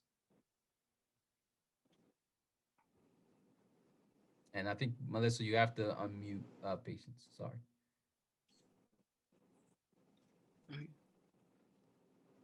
Thank you. Well, I would like to build on what everyone has said. Even pre-COVID, we were facing, affordable housing is just very limited in this area. And even with the subsidized housing, low-income housing, it's just not enough, right? So I want to say that, I know many people have talked about the moratorium and all that. Like, I don't want to talk about that as well. As of October 12th of 2020, cases are going on. So the court is handling eviction matters. Even before then, the pre-COVID cases, we were having conferences. So, we are, housing court is in business, if I could say that, right? So even with the moratorium, like Sabrina had said, you do have, it's not blanket. So it's on a case-by-case basis. You have to prove that you have protection under the Tenant Safe Harbor Act, under the CDC order. You have to prove financial difficulty, right? Thankfully, it's not tied to COVID anymore. It's just, blanket financial difficulty during this time period. And so what that means is that, if the court determines that you are protected and, you should, not be evicted until after January 1st, which is the date that we have now, that does not prevent the court from entering what they call a money judgment. So, a money judge, a landlord can still act on a money judgment. And again, I'm talking generally because, again, it depends on a case-by-case basis, whether the arrears are pre-COVID, which is pre-March 17th, or after that period. So, and again, what I would say is, you should advise, all your contacts, the people that come to you for assistance, to contact legal services so we can, advise them accordingly. And one other thing I would like to say is that, the rent is not forgiven, so it's still owed. And as a housing attorney, it keeps me awake. I don't know what's going to happen, come January, right? Not only an avalanche of evictions, but it's just like, are we going to let, people in our community become homeless? So those are, the concerns that I have with regards to that. Moving on to the point of discrimination, there is, housing discrimination. It's not, sometimes it's not overt, it can be very, very subtle. Both the federal law under the Fair Housing Act and the human rights, New York human rights law, like they prohibit discrimination in housing based on, race, religion, disability, lawful source of income, discrimination, and many other things. You can't discriminate on, housing, whether it's letting, renting or selling. It's illegal, right, in the state, in the country, but I'm talking about New York State specifically. And we do encourage, people, like if you say, I'll talk about lawful source of income discrimination, right? So this means that for our clients, people in our community who have, say, Section 8, you have a Section 8 voucher, or you have a fixed income. We have many people who have, SSI, or your rent is paid by public assistance, DCFS pays your rent. And, you reach out to a potential landlord and the conversation is going on right. You make an application for an apartment, they tell you it's available, and things change when you say how you're going to pay your rent. So that is housing discrimination based on your lawful source of income, right? It shouldn't matter how your rent is getting paid as long as it's a lawful source of income, right? So in things like that, we do, when we have clients who go through these issues, we do help them file discrimination complaints with the New York Human Rights Division. We're also currently partnering with, different agencies in the service area that do fair housing. So the Fair Justice Housing Council, they do investigations, they do testing, they do litigation. So, and they've been able to get, good results for the, people who have been discriminated against in housing, whether because of their race or, sexual orientation, income, things like that. So we do encourage, people to, reach out to us. And, in the past, when landlords would put out, say, like adverts for apartments. They could say Section 8 not allowed, or we don't, families, right? We want only single people. You can't discriminate on, against someone just because they either have a subsidy or they have children, so with the laws that New York State has passed, including there was a housing law passed in 2019, which afforded tenants in New York more protections. I think landlords are now aware, so it's not very overt as as it used to be. But anyone can tell, when this is happening, and so we do encourage people not to be silent, because if it's happening to you, it's happening to someone else, and it should be addressed. And we've also seen things with, when people with disabilities, right? We've had a couple, quite a number of cases recently with, people who have, disabilities, and their apartments are not providing them like designated parking spots, right? So things like that, we've been able to, advocate on their behalf, and, they've gotten these parking spots. If you're able-bodied, you would think it's, it's something, it's simple, you just walk to your car, but it's different when you have, a disability and you require, say, something, like if you get a parking spot that really, where you don't have to walk like for, a long, I don't know, 5 minutes, I don't know. Yeah, so things like that. And so basically, I cannot talk about specifics. I'm just giving different examples because everyone has a different experience. However, if you're in this protected, if the state protects you and this happens to you, definitely it's something that we would want to, address, and make sure that your rights are protected. Yeah. And there's so many barriers to access to housing, financial, like everyone has said before me, we just don't have enough affordable housing, right? So I even pre-COVID and now post-COVID, I don't know, there's rising rents. It's really, I found it really surprising to me that during this financial crisis, because of COVID, people lost their jobs, they had no income, the rents were just rising.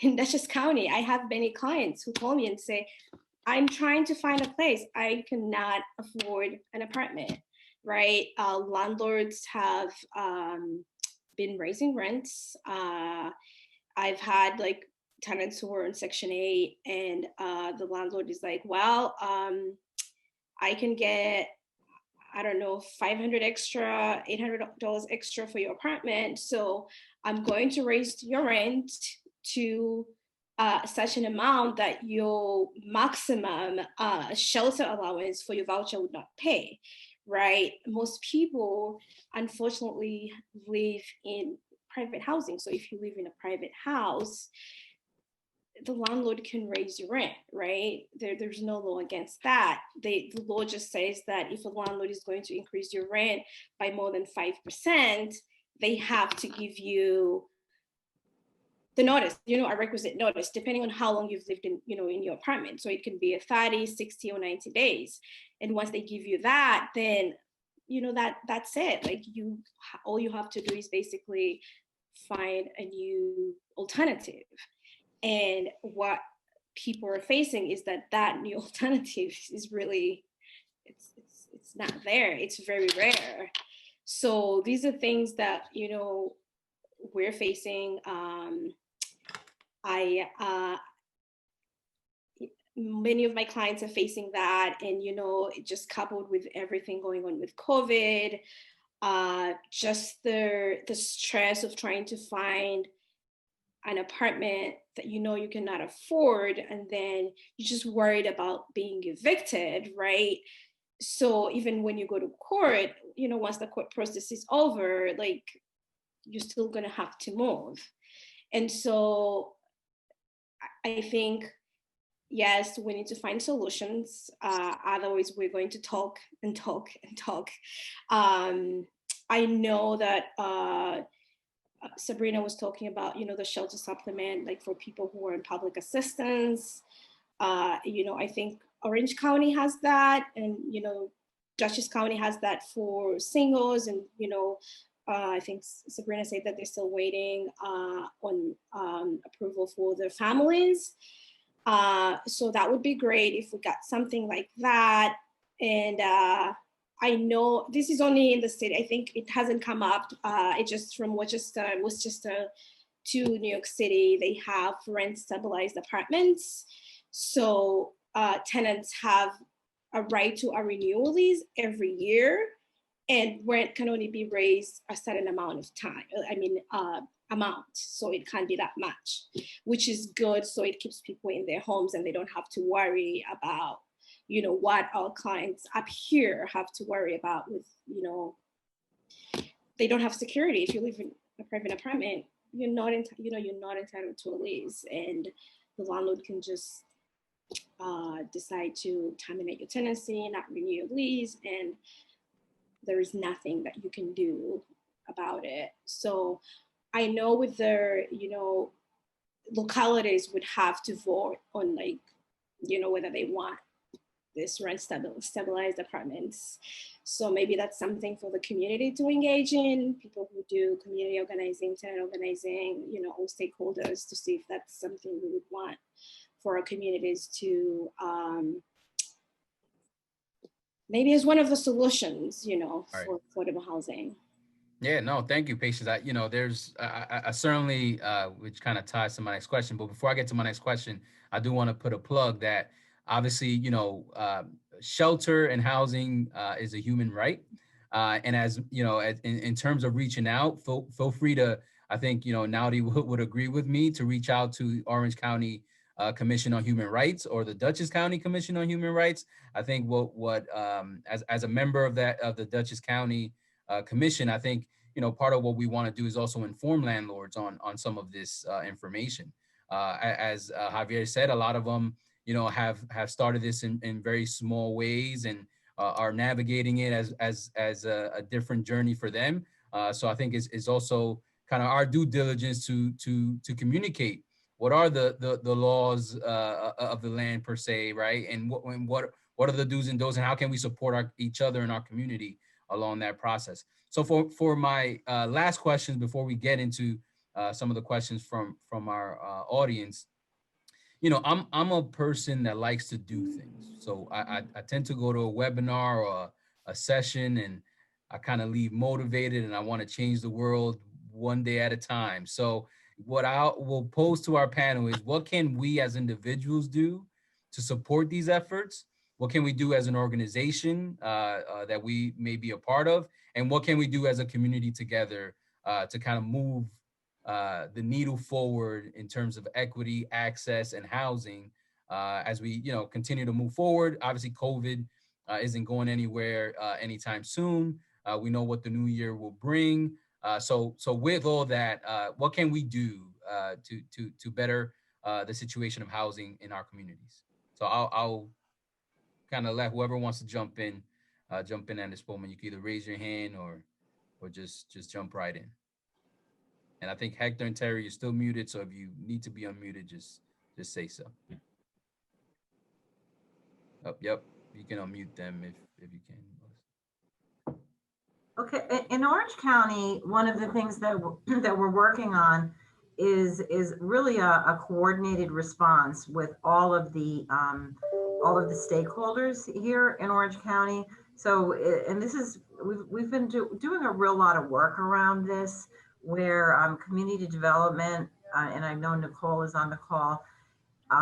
We've been working with, we're keeping our CARES Act funding in-house, and we're trying to figure out the very best way to get this out to people in need, whether it's rapid rehousing or eviction prevention, as soon as possible. We want to identify people as soon as possible that have needs, so that they never have to go through with the homeless process, which we know is just incredibly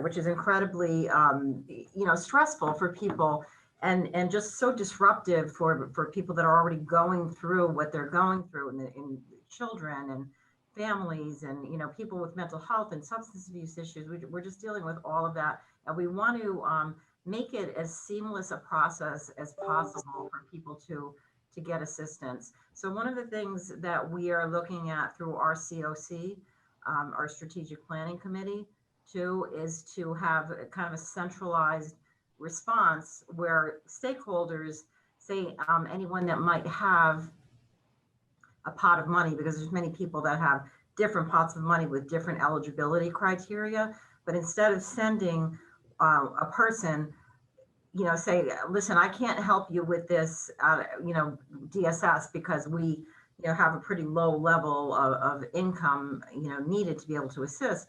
But, maybe Catholic Charities can help, or maybe Jewish Family Services can help.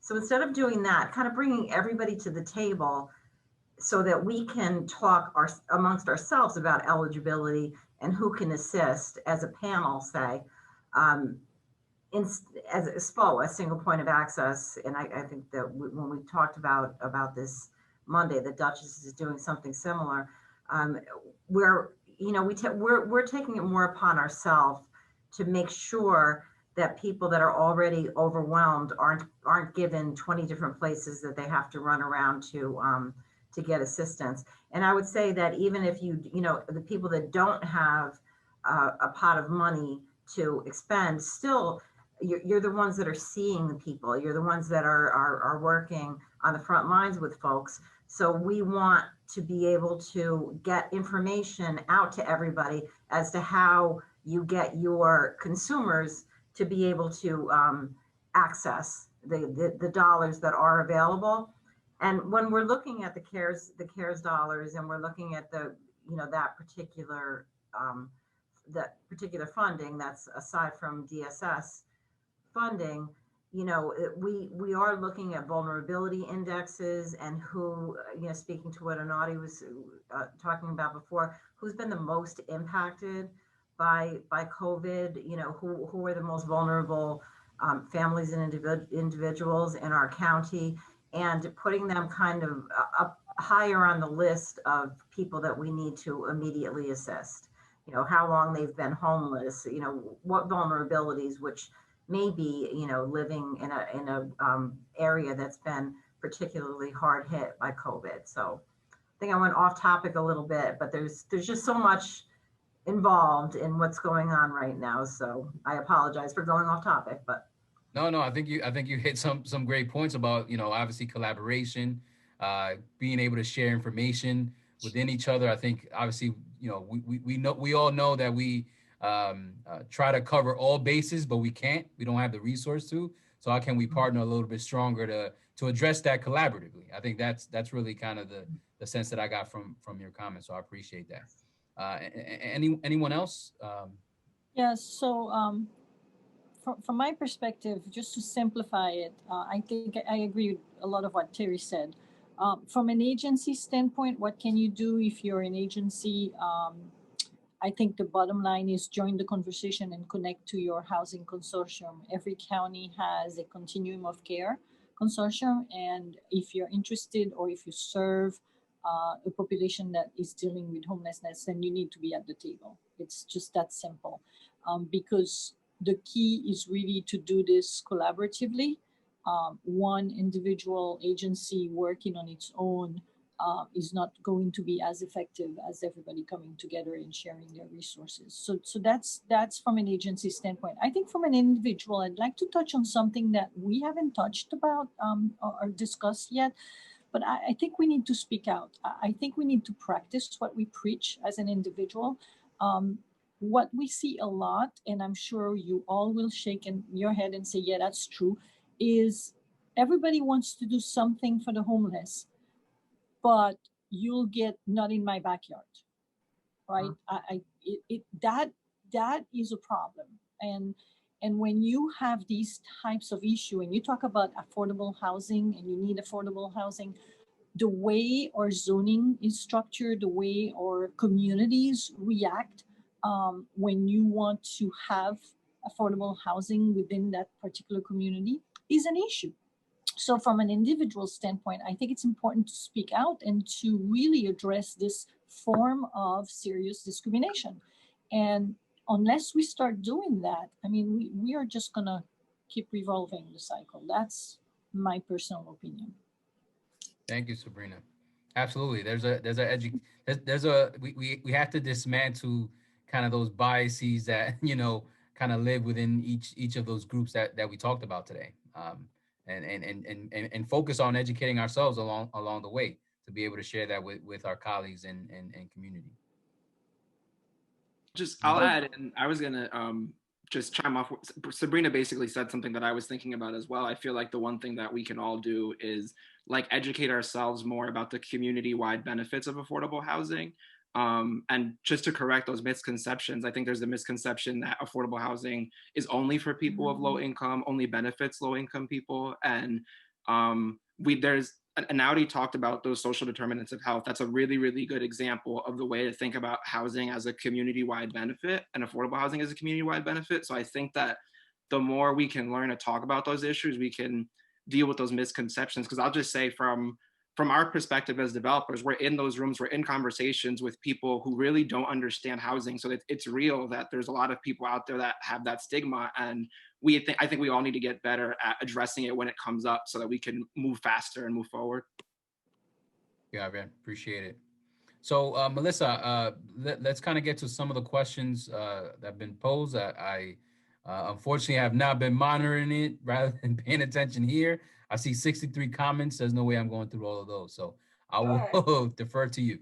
Freddie, I just messaged them to you privately. I don't know. Oh, perfect. All right. So I will try and. So far. Okay. Let me give me 1 second, folks. So we have one here. Will CARES Act funds have different income eligibility guidelines for emergency assistance to prevent evictions or rapid rehousing? Yes, it does. It's a different income, but I can't remember what it is. I don't know if Terry does, but yes, it is different.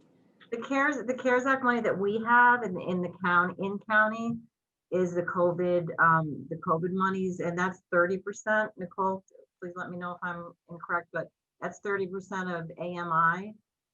There's also funding through community development, and that goes up to 8% of AMI. And is specific to the city of Newburgh, I believe. So when we're looking, there's all different levels of funding dependent on what program you're applying to, and that's why I had mentioned that it's so important. And as Sabrina had said, you know, we're doing all this through the COC to try to enable people to understand what they're actually eligible for, instead of having people spinning their wheels, because unless you're immersed in this every day, as some of us are, you're not going to know. You're not going to know, you know, what you may be eligible for. You're not going to know if maybe you can, you know, get back rent from temporary assistance, which is where you're start. I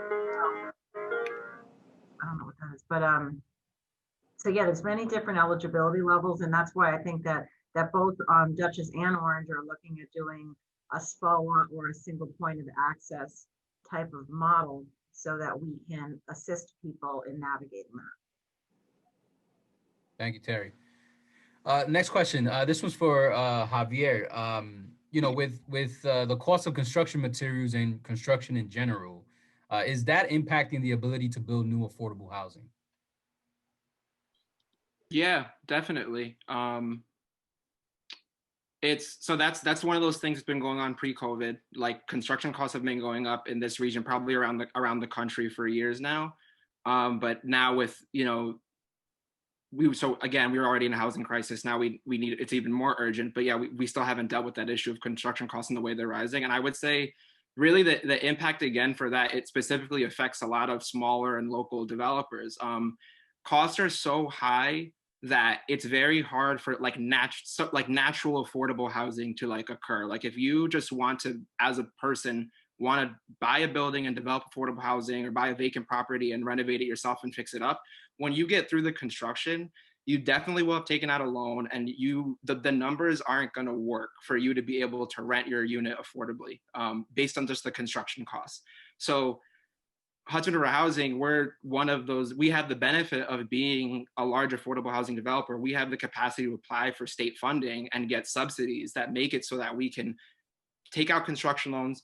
It's still very expensive, do construction at a high cost, and then we get a state subsidy to pay that down. So we're able to operate our units affordably. That doesn't work for smaller landlords that don't have the capacity or the know-how to access state funding. So it makes it, you see what I'm saying? It makes it really hard for someone who doesn't have that ability to access state funding to develop affordable housing if the costs are going to be as high as they are. Thanks for that response. The next question, so this is to the entire panel. So the person wrote, I'm curious about the panel's perspective on a guaranteed minimum income. Is it a useful concept?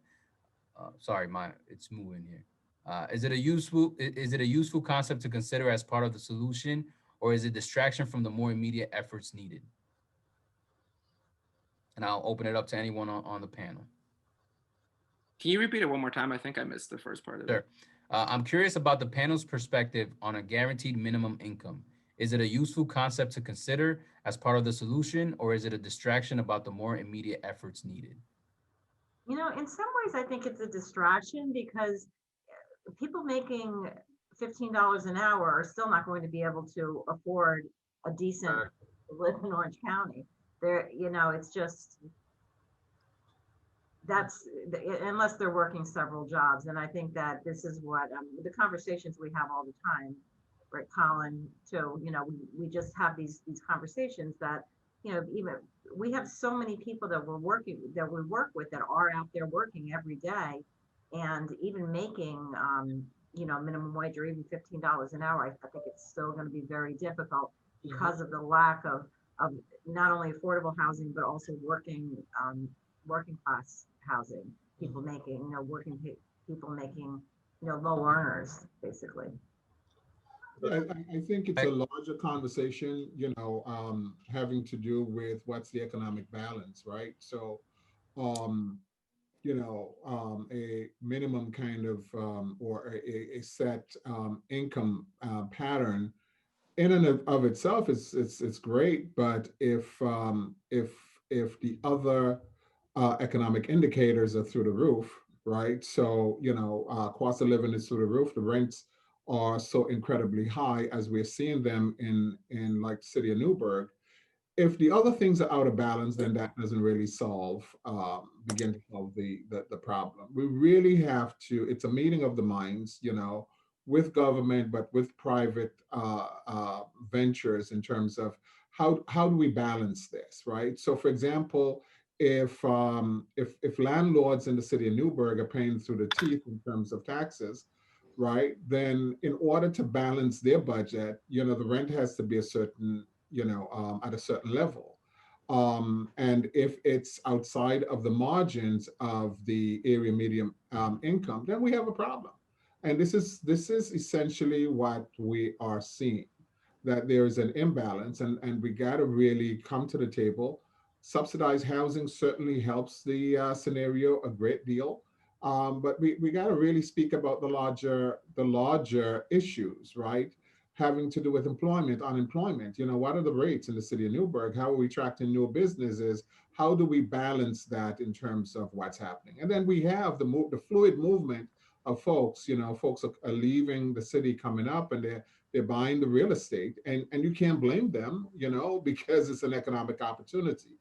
How do we keep our finger on the pulse? And this is what we need to begin to start talking about and collaborating on projects that's going to help help us to get towards a manageable solution, so that we can stem the tide of a lot of potential even further crises down the road. And to speak concretely, so the salaries that we're talking about are anywhere from $28,000 to $32,000 a year. That's what we're talking about. Generally, you're looking at anywhere from like $700 to $1,000 on a bi-weekly basis. The reality of the case, that doesn't sustain a household. Someone making that money is probably, they have other members in their family. They're probably dealing with their own health conditions. That's generally the profile that we're looking at. There was an article or a report on the progress of America. It talked about how long communities of colors kept their money. Black communities kept their money for 30 minutes. 30 minutes. Latino communities for 45. What does that mean? That, to me, what that points out is there's no way for us to even invest in our own communities when we're just sustaining ourselves at the bare minimum. And that's the reality of what we're dealing with.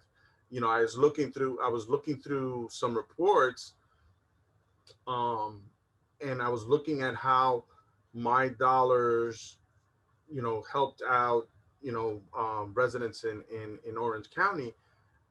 And I've noticed that the amount of assistance, even though it's gone up, that I've provided, it's kind of kept it at the same level with the amount of people that we're serving. So, so for example, like if last year I served, or 2 years ago I served 40 people, now with the same money I'm serving 37, because because of the increase in the rents and the lack of property out there for affordable property for the people. Thank you, Hector.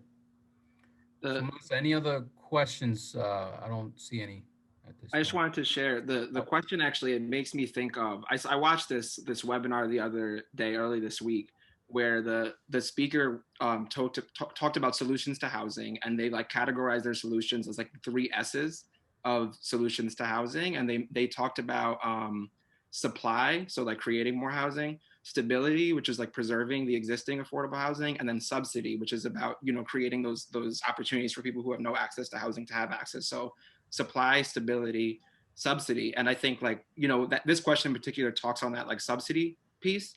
And what you're all saying, it just makes me think about that dynamic of how we can't really deal with this housing crisis just looking at one type of solution. They're all touching on each other. There is this domino effect. And so we can't, for me, the idea of a minimum income sounds awesome, but it's also like that solution exists in a world where there are all these other problems happening at once. So we have to think about all those pieces together. Yeah, absolutely. I would agree. You cannot, housing issues are very complex, and you can't just look at one aspect of it.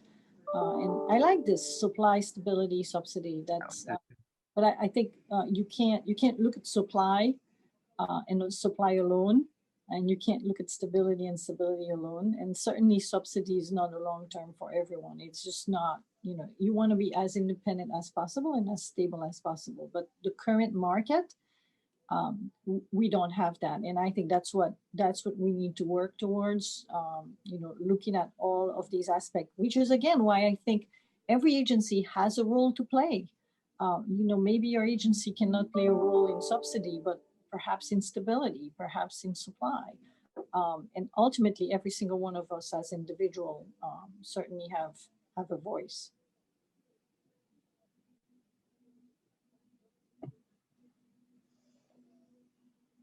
Thank you. So we do have a couple more minutes. Does anyone else have any questions for our wonderful panel? I just want to thank our panelists. This has been so interactive, probably one of the most I've ever been on. And I just really appreciate all of you engaging in everything in this. It's really important. And obviously there was no one solution. It does take a village.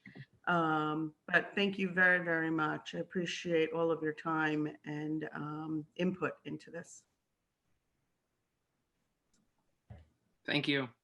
Yes, thank you to all the panelists. Thanks for all the questions.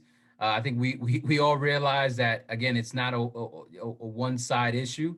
There are a lot of things. I think in Inaudy's presentation before kind of laid the foundation to this discussion, and there's certainly a lot of more work to do. So I encourage everyone to dig a little bit deeper, try to connect with your local community organizations, try to do what you can to kind of build that knowledge around not only housing, but the determinants of health, because I think it's all interrelated, and, you know, obviously see where you fit in that puzzle and how can you help. So again, I appreciate everyone coming out. Panel, thank you.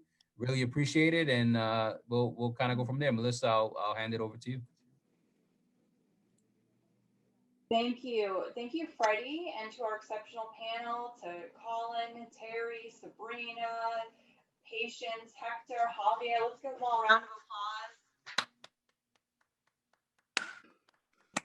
Thank you.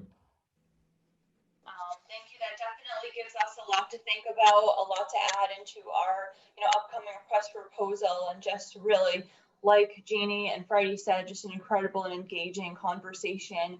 The majority of folks have stayed through the day, and if you've been monitoring the chat box, we've had over 100 comments, lots of resources shared, lots of questions, concern, feedback. Like Jeannie said, it takes a village, and focusing on those social determinants of health. We're all working together to help our community through this extremely uncertain time. So I just want to say that this information is just so invaluable, and as we discern our funding strategy for the coming year, and just thank you all so much for your insightful comments and feedback. Before we take our next 2-minute break, because we're not done, we still have an exceptional presentation coming up from Marist College. I want a show of hands in this virtual world, world that happened 8 months ago now, which is wild to say 8 months ago. How many of you have had some trouble getting your message out? It's different, right? Show of hands, it's a little different. Yeah, we all have, right? So we're going to be giving you some actionable tools from our Marist specialists in just a couple minutes about how folks can get their message out in this virtual and different environment. So I'm going to give you 2 minutes. It is now 11:21, so we will reconvene at 11:23, and then I will turn it over to Dr. Damiano and her team.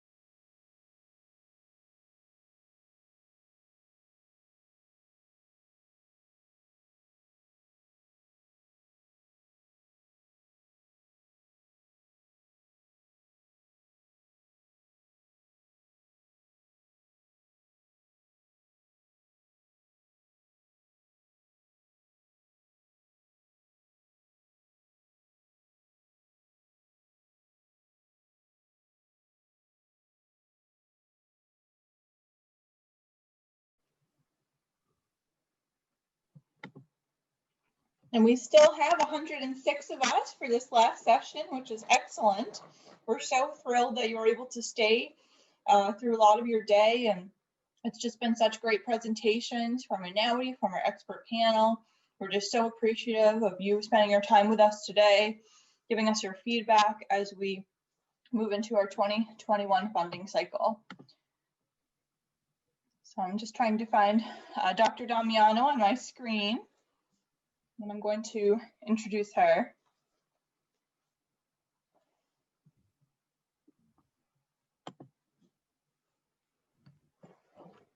Okay, so if everyone can join us, rejoin us, turn your cameras on if you feel comfortable. We'd love to see your smiling faces for our next panel. So it is my great pleasure to go into our last session of the day. And like I said, this will enable you to get your message out there in this very different environment. I would like to introduce Dr. Damiano. Dr. Gahey was unable to be with us today, but we really appreciate all of the work that the Center for Civic Engagement does to partner with United Way. Dr. Damiano is an assistant professor of communication at Marist College. She teaches in the Integrated Marketing Communications Master's Program and the Public Relations Undergraduate Program. She serves as the director for the Center of Social Media, one of Marist Centers of Excellence, which provides training in social media, listening, engagement, influence, and analytics. She holds a PhD in communication from the University of Buffalo of SUNY, New York, a master's in media studies from the SI Newhouse School of Public Communications at Syracuse University, and a bachelor's in public relations journalism from Utica College. Dr. Damiano has taught at colleges and universities in Central New York, Western New York, the New York State Capital Region, and Long Island. Her background is in mass communication with an emphasis on public relations and advertising, and her research focuses on social media, health communication, and the social and psychological effects of emotional appeals and strategic messaging. She's also done marketing communications, public relations, and stakeholder engagement work for clients in industries of healthcare, technology, entertainment, and leisure. Also, partnership with United Way and Marist. Dr. Damiano volunteers with United Way and is honored to serve on our CI Council and Grants Review Committee. And I'm going to unmute Dr. Damiano and also any of the other students that I should be unmuting. So if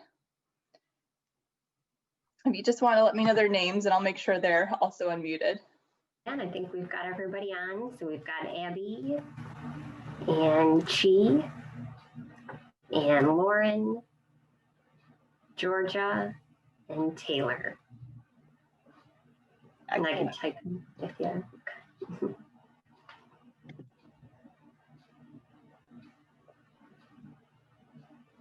Great. And should I share my screen, Melissa, or do you have it? And then you'll let me click through. I don't know what's easiest.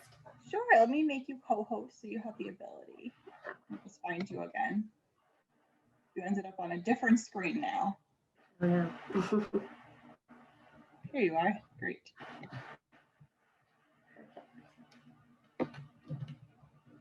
So you should be a co-host. Do you have screen sharing ability right now? Otherwise, I can check. Looks like it's disabled at the moment. Emily, are you able to help? Otherwise, I'll click through. Yeah, if somebody else has it, it's nothing too fancy, just to click, we can let you know. No, it looks like I have it now. Did you get the co-host? Great, perfect.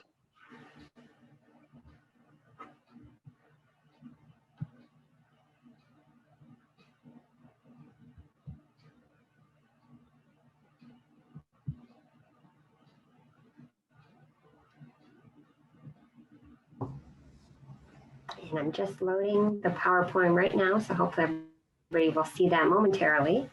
Perfect. Yes, we can all see it, so it's great. So I'll mute myself and turn the floor over to you. Thank you so much for joining us and to the PR team. Great. And please let me know if there's any issues in terms of seeing or hearing. I'm always really worried about my Wi-Fi, and I think this is a chronic problem that we're all experiencing right now when we're having to use so much technology, and we never knew our computers at home had to be so good because we always had a good work computer. So it's making things a little bit challenging right now. But nevertheless, it's great to be with all of you. And thank you, Melissa, for the wonderful introduction. And I'm happy to be a part of the United Way now, going on my 3rd year that I've been living in the Hudson Valley. And for many, many presentations, I've sat and been an active participant in the audience. And it's great to finally have the opportunity to share some of my knowledge with this wonderful community. So thankful to be here today. And this is a great opportunity for us to share some tips, tips that our students here in public relations in the communication department at Marist have learned, as well as through the internship in our Center for Social Media, to share those tips with you and to also give us an opportunity to maybe offer our services up to you if you would like to work with us in the future. So over the next 45 minutes or so, we're going to be sharing some tips, and hopefully you'll have some questions that we can answer at the end as well. So we'll provide all of our contact info should you have additional questions that you think of over these next coming days. But certainly we want to talk about the best ways to reach our audiences in this COVID-19 era. And certainly the channels have changed, where we see so much emphasis on digital communications now, but also how the content is changing too. So certainly in a lot of our organizations, nonprofits, we're working at persuading our audiences to support us, to give a financial donation, to volunteer their time. And this is a really difficult point in our history here, to be asking people to, give their money and give their time. So how do we persuade audiences? How do we use appeals effectively? Those are all things that I think we're all grappling with right now. So just to begin a little bit about our crew here from Marist, as Melissa said, I'm Amanda Damiano. And in putting this presentation together, we worked closely with Melissa Clark and Melissa Gakey. Unfortunately, she's not with us today, but she certainly has been an instrumental part of this partnership. And my first introduction to the United Way was through Melissa Gakey, how I met Melissa Clark. So again, she's missed, and just to know that she's fantastic. And we'll talk a little bit about her center coming up. In addition, the 5 interns that we have as part of our center, Abby, Taylor, Lauren, Chi, and Georgia, have just been wonderful. Like I said, they're all upperclassmen at Marist, majoring in communication with concentrations in public relations. And all of the work they've been doing this semester through the center has given them hands-on experience, and I'm just sad at the thought of losing them because their contributions have just been so wonderful. So a little bit about Melissa's Center for Civic Engagement and Leadership. She, of course, is the director of that center, and they work closely in providing volunteer opportunities for student groups at Marist. So many of our clubs, many of our athletic organizations have various policies where students need to complete volunteer opportunities. So Melissa serves as a great liaison in that endeavor to partner the students with organizations in the community and to provide volunteer resources. Another opportunity that she works heavily with is community-based learning. As I said, that's how I first met Melissa at the United Way. I was teaching a research class at Marist. It was an undergraduate public relations research class, and I wanted my students to work with a local nonprofit and to actually go out and conduct some consumer research. So I had reached out to Melissa Gakey, and she said, yeah, are you familiar with the United Way? And I, of course, knew the United Way up in my hometown in central New York, and knew it was a great organization. And I said, yeah, I'd love to work with the United Way. So I had met Melissa Clark back in spring 2019, which seems like 100 years ago, and in some ways it really was. But we worked that semester in the class. I had 2 classes, and the students were actually helping the United Way with their strategic plan. And the students actually went out in the local community in various spots in Dutchess County, and they were collecting survey data. So they actually had paper surveys, and they were at Adam's grocery store and the walkway over the Hudson and the train station.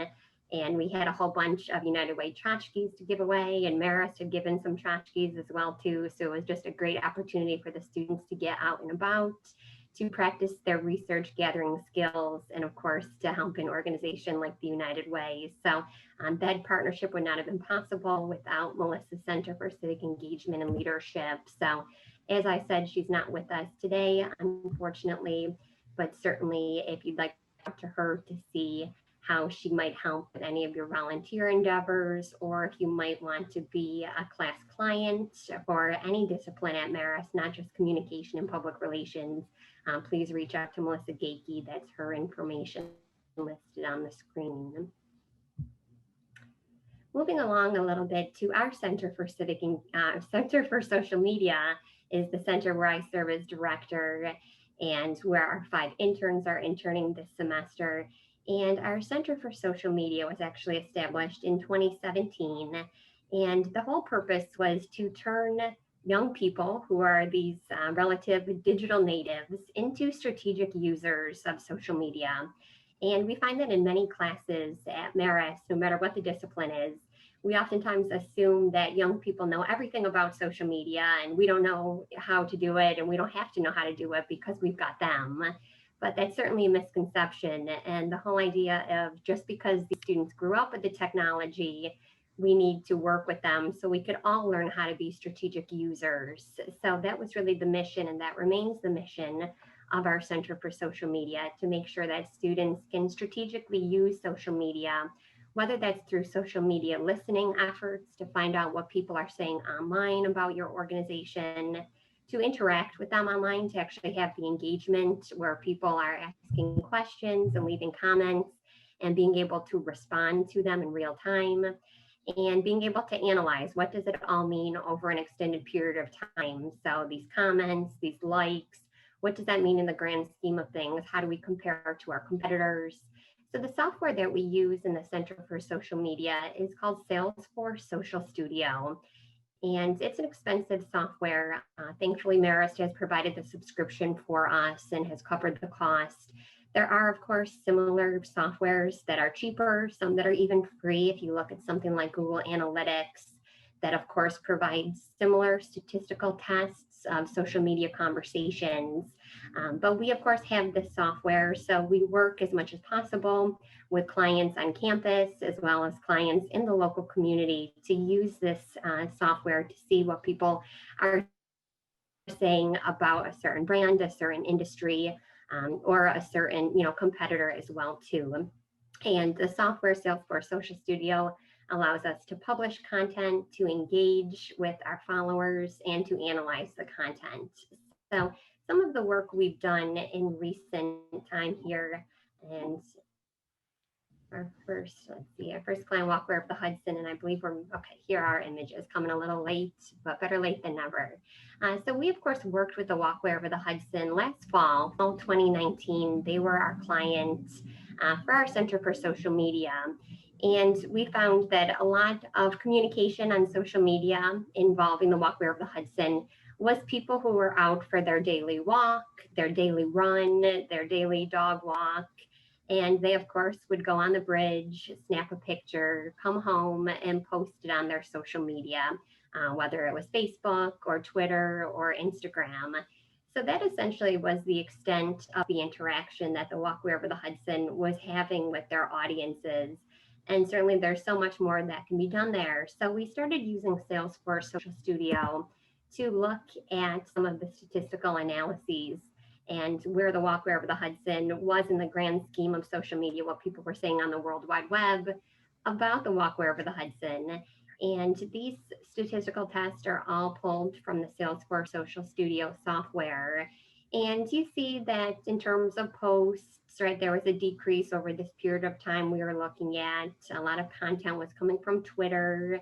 Images were heavy. So once again, we are finding that people were going out, taking pictures after they were on the walkway, coming home and posting those pictures. These various statistical tests show us whether the content was positive, negative, neutral, where the content was coming from. We see the media type trend. We also see this word cloud when people were posting any verbiage about the walkway over the Hudson. What were the other words that they were utilizing? So these are some of the tests that we get from using the software. So essentially where we see these little peaks and valleys we found that people tended to be more active on social media and talk about the walkway when it was in relation to an event. So whether an event had just been posted as being advertised, something that was on the horizon, or post-event, after the event, people were most likely to engage in some type of discussion about the walkway. So that was some insight that we shared with the folks at the walkway, and that, yeah, have more events if possible, but if nothing else, keep in mind that your audience is going to be most active when you first advertise an event and right after the event as well. So if you do want to increase your engagement with them, the best time to do that is when it's related to an event. One other client we had been working with last year, Sprout Creek Farm. This is the farm that Marist College had been working with in various capacities. And Sprout Creek Farm, of course, is a beautiful space, and they have had some struggles, and many of those struggles had happened even before I was here living in the Hudson Valley. So a lot of this I've learned about since then. But Sprout Creek Farm was really looking to try to get some more notoriety and positive notoriety in the local community through traditional media, but also social media as well. So, of course, in the summer of 2017, as I'm told, that was when there was a listeria outbreak, and that really had some repercussions, certainly for Sprout Creek Farm, but also Marist as well, where we are getting a lot of our cheese and it being, you know, part of our dining services. So when we started to look at some of their social media, we were concerned that we would find a lot of people on social media would have negative things to say about Sprout Creek Farm. What we found was just the opposite. No, it was not positive. We found that nothing was being said about Sprout Creek Farm on social media. So in some cases, maybe that's better that there wasn't this negative connotation that needed to be overcome. But instead, we found that there wasn't a whole lot going on. And this really had us go back to the folks at Sprout Creek Farm and talk to them about their social media accounts. They had been using Facebook. They also had a Twitter account. They did not have Instagram.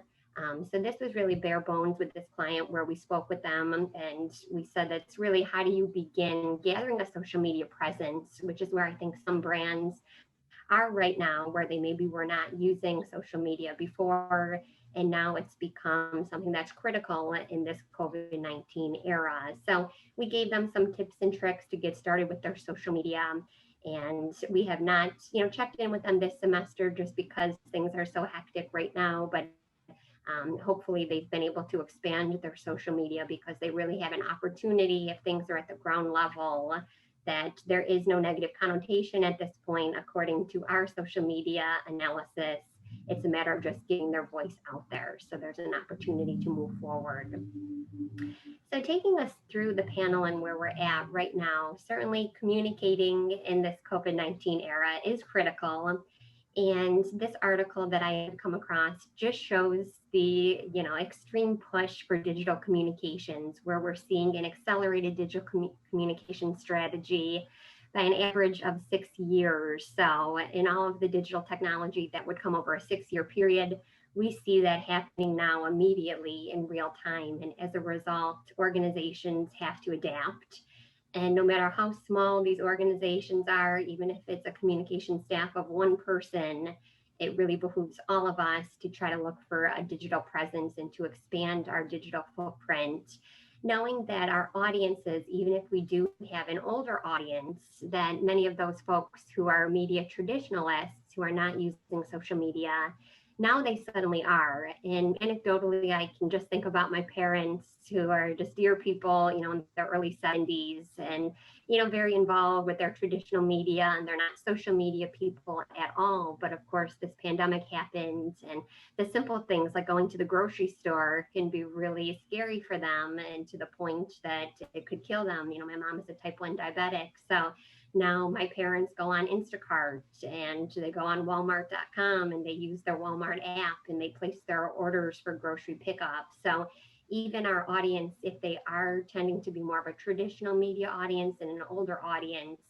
they of course are also expanding their digital communication skills. So our organizations, of course, need to try to reach them as best as possible. So some of these additional statistics here from this article showing that there's this emphasis on omni-channel communications where organizations are using multiple platforms to get the word out. So if there are still tried and true to traditional media platforms, not to lose those completely, but also see where digital communication can perhaps enhance your strategy to best reach your audience.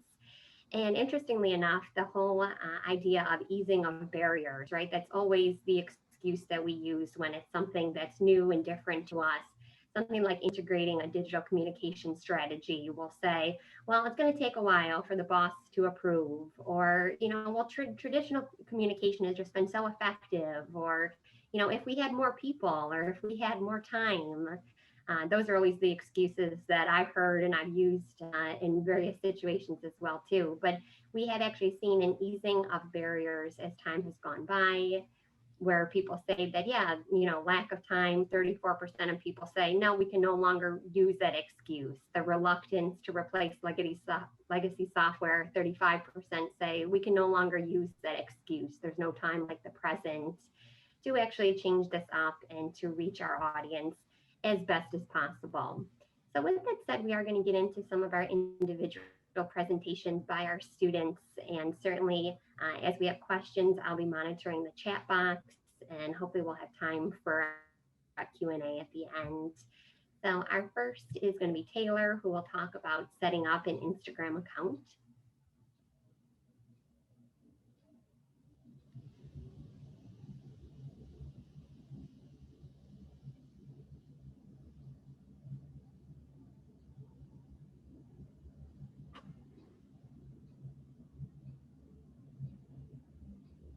I think Taylor is still muted.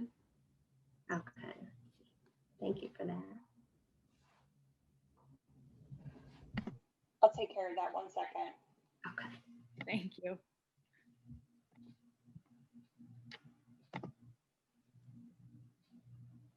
Thank you. Sorry about that. My name is Taylor and I am a senior at Marist. And today I'm going to be kind of walking you through setting up an Instagram account, some tips that can help your Instagram account grow and be successful.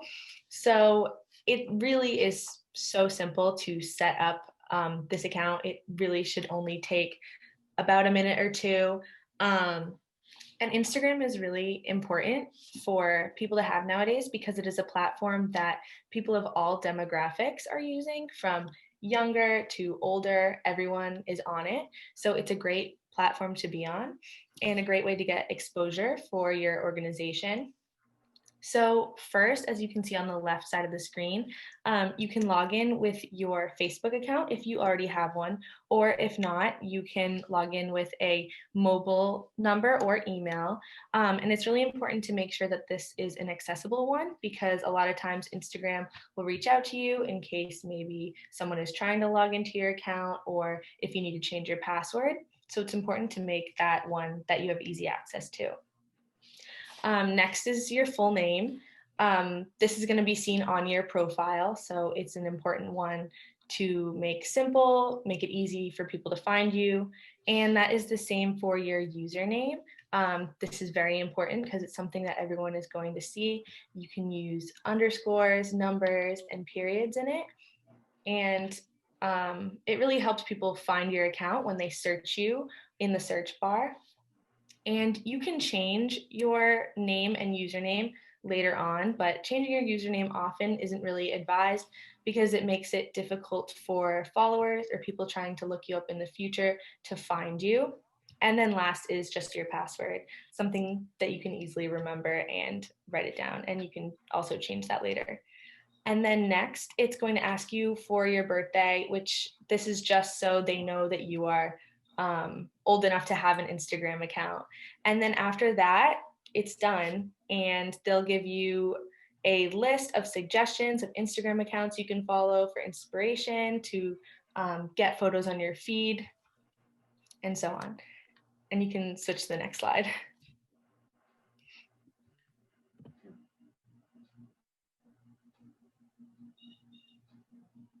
Thank you. And so now here are some tips for starting up your business account on Instagram. So first, when you go to your profile on Instagram, there is an edit profile section where you can change your username, change your full name, and so on. And then there is settings in the top right corner, a little gear icon. And so under settings, you just hit switch to business account. And this is really important because it really shows people who are looking at your profile what your account is really about. And you can pick any industry. And so let's say there's a restaurant, people can choose restaurant. So their profile is listed as a restaurant. And it really shows users that you're a business, not just some random person's profile. So next, it's important to follow accounts that are similar to yours in order to gain followers. Because a lot of times these people will follow you back, which is a good way to grow your following account. And it's also really important to follow big accounts that may be similar to yours, maybe popular accounts that have a lot of followers, because they may post things that are trending that you can follow on your feed to know, oh, maybe I should post something similar because this is what people enjoy right now. Next is adding a bio and your profile picture, which is, like I said before, under the edit profile option. And this is really important information that where users will find information about your organization. And so when you switch to a business account, it lets you add your hours, address, email, phone number, and so on that people might be looking for when they're on your profile. And it helps people who may come across your profile get to know a little bit more about you in your brief little description in your bio. And then your profile picture helps users easily find you and recognize your account if they were looking for you.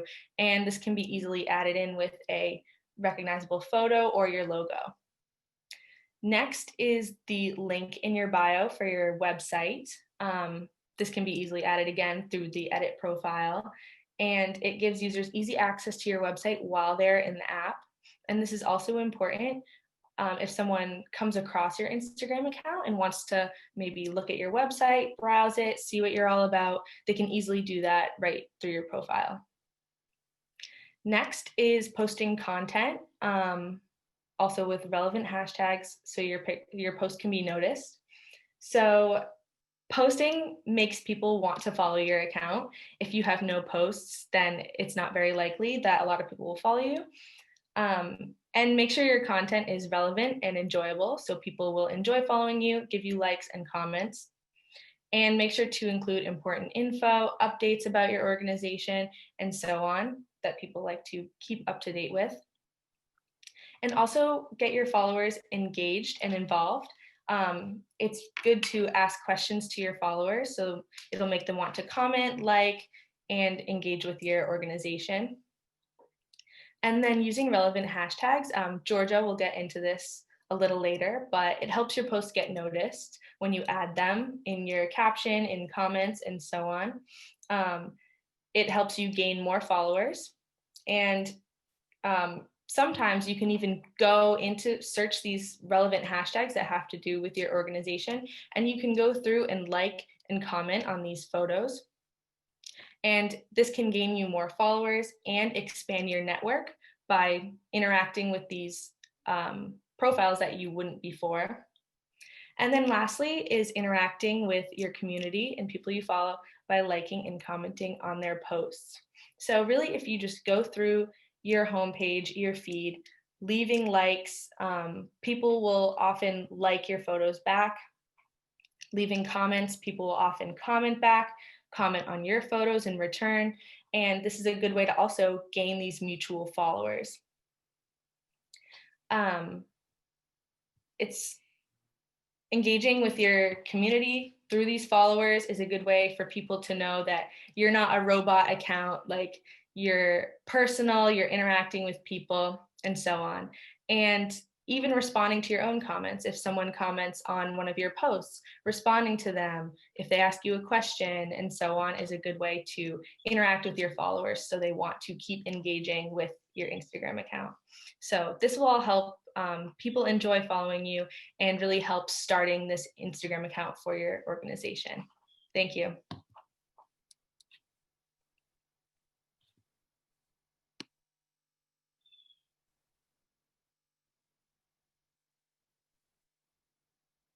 Next, we're going to turn it over to Lauren. She'll talk about Instagram stories and Instagram Live. Hi guys, I'm Lauren. I'm a junior at Marist, and I'm going to be talking about using Instagram stories and Instagram Live. So with social media becoming the way of the world, it's really important that we're using all of the features it has to offer, because it's no longer enough to just post regularly. Recently, platforms like Instagram and Facebook are prioritizing users' posts from friends and families, which means that your followers may not be seeing your posts. But for both Instagram stories and Facebook Live, they're automatically bumped to the top of the user's profile or their user's feed, which causes the user to engage more with them. Users are more likely to watch and engage with stories and Facebook Lives because they're filmed live. And here I have some examples of how you could use Instagram stories and Facebook Live. For Instagram stories, you can feature some success stories, spotlight employees and volunteers. You can post announcements for events, share clips from promotional videos as a sneak peek. And a lot of times I've seen organizations create a game or a challenge for their followers to engage with. And for Facebook Live, you can live stream events, hold question and answer sessions, interview your employees and volunteers, and give a live tour of your facility, and then give regular progress on certain initiatives and programs. And in the next slide, I have a few examples of some nonprofit organizations.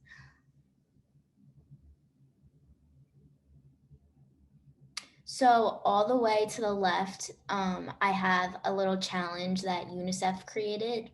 This was the Childhood Challenge, where they asked their users, their audience, to share a photo from their childhood, donate to UNICEF, and then nominate 3 more people to do the same. And the rest of their story included the posts that their audience did. There's also the next picture towards the left is from Doctors Without Borders, and they did a nurse spotlight. So in this photo, they have the nurse's name, and then the following stories. They had clips of her doing work and what is the most important things to her. And then the next 2 photos on the right are both Facebook Lives from UNICEF and Doctors Without Borders. UNICEF did a whole series on like protecting different like precautionary measures for the COVID-19 pandemic. And then Doctors Without Borders did a partnered with Live MedAid, and they did a sponsored event, and they put it on Facebook Live, and it ended up being a fundraiser for both of the organizations. Thank you, guys.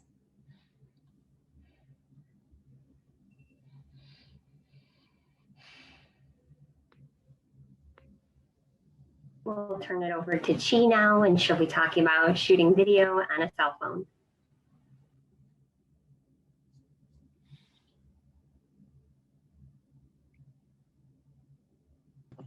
Sorry, I'm just trying to find her to unmute her.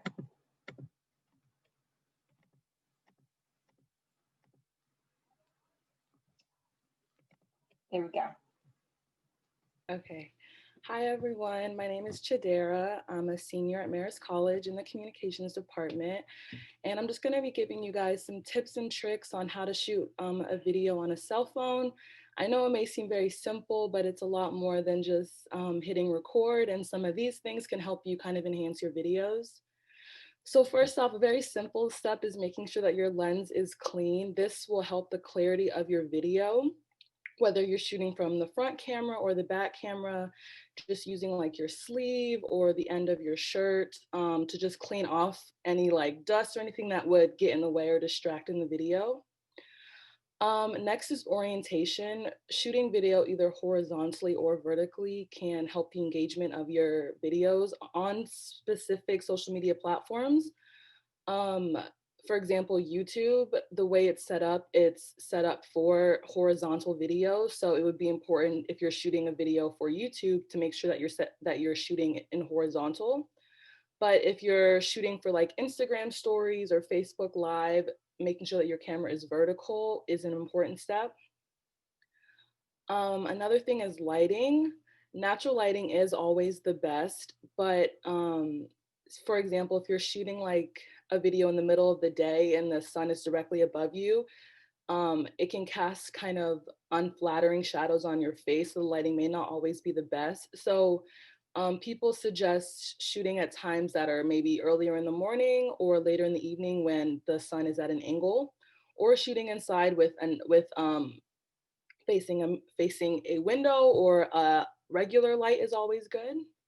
And stability, which is one that I think is very interesting, always to use 2 hands when you're recording. This will help make sure that you're not shaking and that you're able to kind of not cause any distractions with movements. And a tip that I found with this is if you kind of like lock your arms to like your sides and then hold your camera, it allows for you to limit your movement. And it's just a little simple tip or trick that'll help you lessen movement.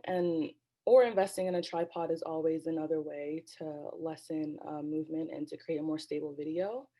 And then not being afraid to use effects, slow-mos, filters, speeding up videos that can enhance your video, and it can engage your followers even more.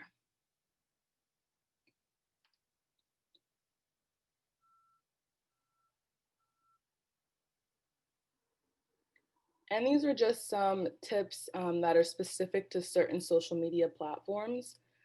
For Instagram specifically, videos do get 2 times the engagement that photos do. So if you are questioning whether to use to promote something in a video or a picture, that's a good statistic to keep in mind. Instagram does support horizontal and vertical videos, and this can go for your Instagram feed posts, your stories, your IG Live, and most recently they added IGTV. And as I mentioned before, YouTube supports horizontal videos. That's what looks best on the platform. And YouTube is really known as the home of videos, and it's a very popular search engine for people who are looking for specific, like if they type in specific keywords to see certain videos. So making sure that your videos have the proper titles and tags and detailed descriptions will help your video gain more traction if people search for a video that's on your topic. And then lastly, Facebook, which is a huge social media platform. Facebook videos get 32 billion views per day. So the chances of someone seeing your video are enormous. You can post videos on your feed, you can go live, or you can post the stories. And Facebook also supports horizontal or vertical videos. Thank you.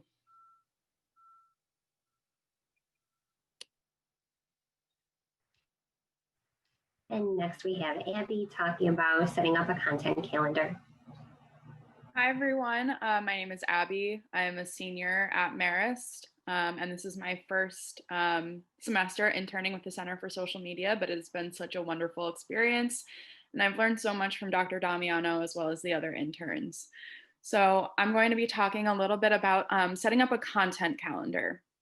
Now, this can seem a little bit overwhelming to begin with, but it's definitely worth it to do this process because it is really great for keeping you on a schedule, on a routine for staying engaged with your followers through posting on social media.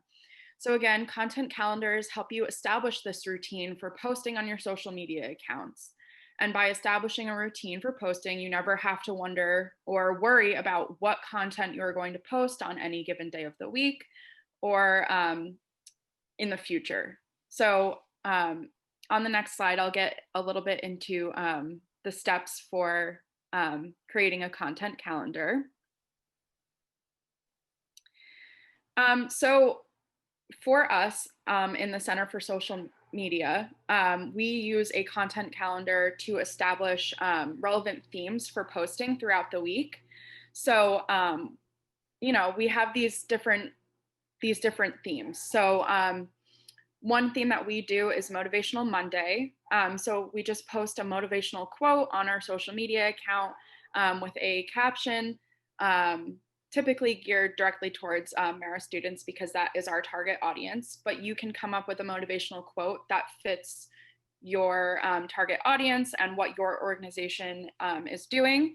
So one example of a Motivational Monday post that we made recently was that each Monday is a fresh start. So we just wanted to give our Red Foxes a positive attitude moving into the rest of the week. But another example of something that you could do for a Monday theme is Monday Mood. So also in the past, we have done different memes. So we did one where it was just SpongeBob and Patrick and they looked kind of like shocked. And the caption was, "It's Monday already?" ? And it was just kind of different from what we normally do, but it was really, really good to get students engaged. Then we have Tuesday tips and Tuesday thoughts. So this can be just, you know, a tip for your followers to implement into their lives throughout the week or into the future. Or it could be another type of quote for a Tuesday thought. Wednesday wisdom, Wednesday words, same type of thing. It could be a quote or it could just be a piece of sage advice for your followers.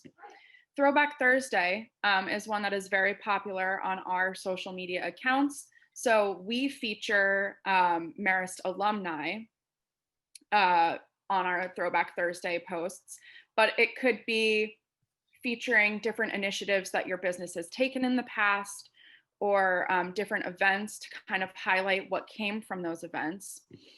Fact Friday, Friday fun. Fact Friday would be a really, really great one for a business.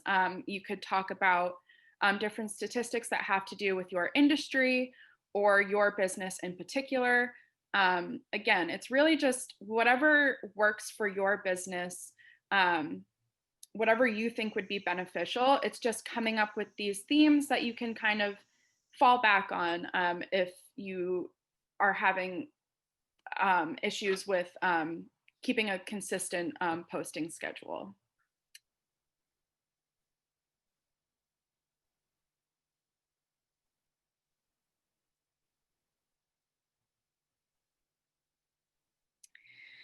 So while in the Center for Social Media, we do use Salesforce Social Studio to kind of generate our content calendar. You definitely don't need to pay for these services. You can use any written or virtual calendar. It's really all about keeping you organized. So whatever system works for you for establishing this routine is more than sufficient. So it's all about finding that system that works for you. The content calendar is what you make it. It can be as simple as just creating an upload schedule. So writing down those themes that you think work for your business and trying to stick to it as best you can. But it can also be a tool to help you establish like the deadlines for generating your content. So an example of this would be you could focus on throughout the week gathering your multimedia to post and generating the content through free services such as Canva, which is something that we use frequently to make our like the Motivational Monday post that was in the previous slide. And then plan to have social media content generated and captions created on the Sunday evenings for the upcoming week. So that way you have your content generated, you're not worrying about it throughout the week, you're just sticking to that upload schedule. And again, this can also just be a schedule for how you are going to plan on engaging with your audience too. You could dedicate an hour, say an hour to responding to comments or doing a Facebook Live with executives in your organization.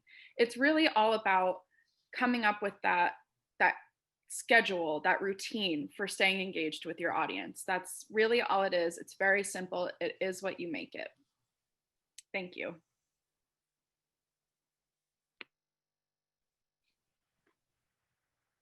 And finally, Georgia is going to be talking to us about using hashtags.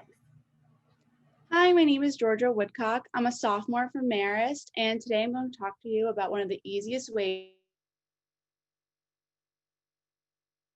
to optimize your engagement on any social media platform, and that's by using hashtags. So on any platform, whether it be Twitter, Instagram, or Facebook, you need to be using hashtags. A hashtag is by putting a pound sign in front of a phrase or a word. You're making a clickable link that you can bring to other relevant topics, posts, and businesses. One thing to keep in mind is that your account needs to be on public to show up under these hashtags. And hashtags are the easiest ways to grow your business on social media and connect with other businesses. Posts with one or more hashtags receive 12.6% more engagement than those without. That engagement can be new business for your organization. Next slide, please. Thank you. The hashtags you choose for your business need to be relevant in key phrases and words. So to start coming up with hashtags, you need to brainstorm and research your hashtags. The best way to do this is by making a list with hashtags that you find that are relevant to your business. So this could be Poughkeepsie, Hudson Valley business, small business, New York. And then to make sure that these hashtags fit into your content, you need to be researching them. And you can do this by searching them on Instagram, Facebook, or Twitter. Instagram actually has a great tool that when you search a hashtag on Instagram, you can hit follow, and that way your feed, which is on, so your once you hit following a hashtag, your feed will, whoever posts using this hashtag will show up on your feed. And the next thing to do is to start using hashtags. So hashtags can be put into your caption on your post for a more clean and organized look. They can post it on the first comment. So to do this, you need to make sure that in your caption, you can use one or two hashtags, but right after, you're going to want to use your first comment to use 15 to 20 hashtags. That way your caption stays clean and the message isn't lost. Next slide. So here are some examples of what I was talking about. So looking at hashtag Marist, when you click follow on your feed, a hashtag Marist will show up, and this will be some of the content that you will see. And then this is an example of a small business that I found that was utilizing the hashtag. And you can see that in their first caption, they have no hashtags there. It's just their message. And then right under it, they use about 20 hashtags to get engagement on their post. Thank you.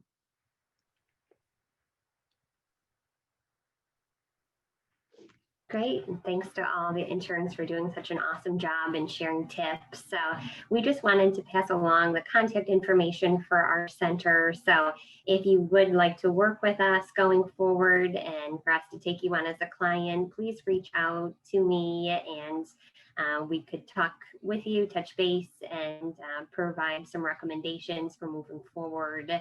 And I know there's quite a few questions in the chat box, so we want to get to that and answer answer whatever we can and open it up for discussion with our remaining time.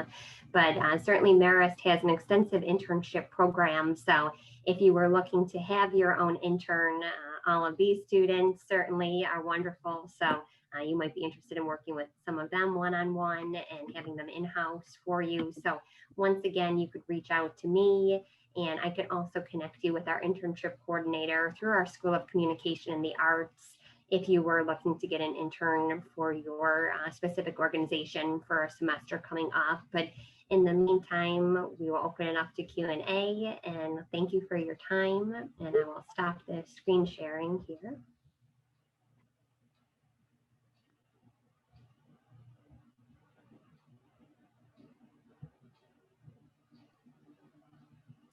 And just taking a look at the chat, I know Melissa had put in a couple questions.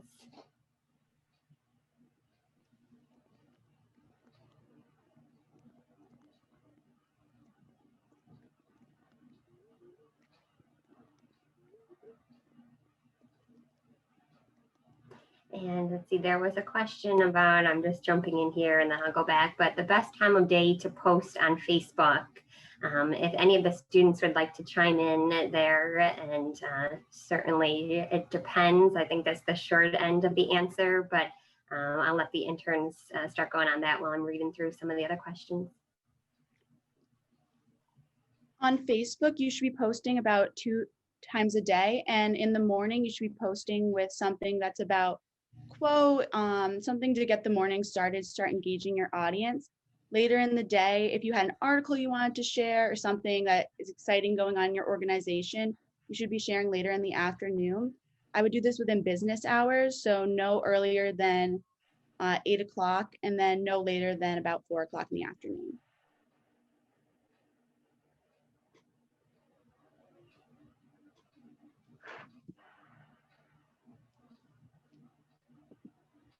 Great, perfect. And going through some more of the questions.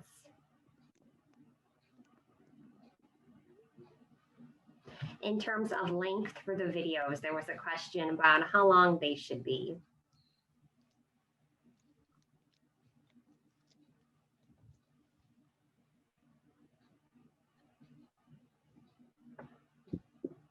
Chi, if that's something that you want to jump in on, I know that was your section, or if any of the other ladies.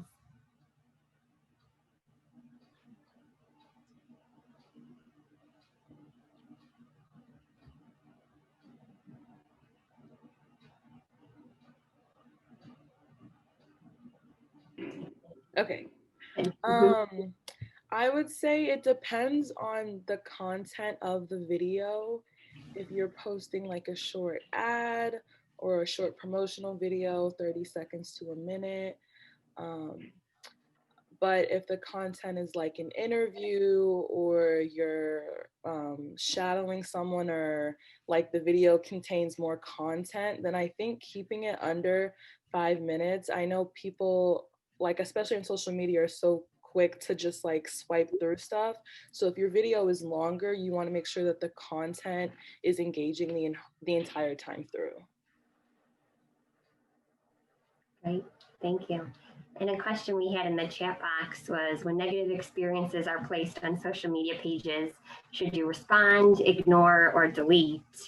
And, you know, that's always a tough situation. And I know Marist has contended with some of that this semester firsthand, not so much with our School of Communication and the Arts accounts, thankfully, but some of the Marist accounts where people have been really up in arms about the lack of a response early on about the Black Lives Matter movement. And that was a situation where Marist waited to respond. They finally did. And then people were up in arms that the response was too little, too late. And some of their recent efforts that they've taken to be more inclusive and to have more diversity in their advertisements, some of that has not gone over very well either, where people feel like we're just filling a quota. So that has also been challenged. So I've actually noticed different periods of time where Marist has not responded or waited to respond to see if you could kind of temper the flames a little bit. So really, it depends. I would say it's case by case situation.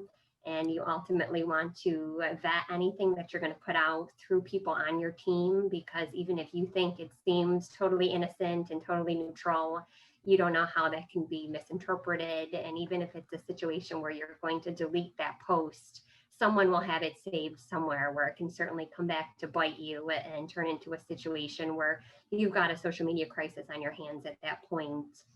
Our Marist fashion department has also contended with some of that, where, you know, a lack of diversity and really just students too, where so many of our fashion students fit a certain profile and isn't nearly as inclusive as it needs to be. So that's a challenge that we've been dealing with in-house through our School of Communication and the Arts. But I could tell you with our pages, our social media, knock on wood, we've been okay. Now that I say that, there'll probably be some big crisis that we'll have to contend with, and that will be our topic of our next panel when we join the United Way. We could share that. But in the meantime, yeah, we've had situations where we posted something and someone has had a comment, and, you know, thankfully these 5 ladies are awesome. So we've been on top of it, and we've been able to talk about it as a group and respond in an expedient amount of time. I would agree. At United Way, we've obviously had that as well, and we have to take each one individually. Is there anything else I'm missing in the chat? I was just trying to scroll through, or if there's anything else, if anybody wants to unmute, feel free. Sure. I just wanted to mention there was one other. How can we partner with Marist for an intern to help organize our content and social media platforms? Yeah, so absolutely. If you'd like to work with any of these ladies, we're together throughout the course of the semester. So please reach out to me, and I could even put my email address in the chat box. So reach out and we can move forward. And next semester, we'll hopefully have some of these ladies back and some more students as well. And if it's anything social media based, we're happy to help.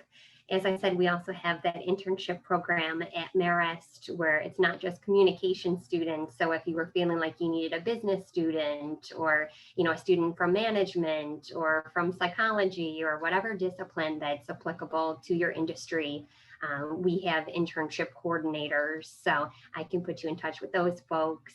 And it's also worth pointing out that Marist, through our School of Communication and the Arts, we have a student-run integrated communications agency, which is called North Road Communications.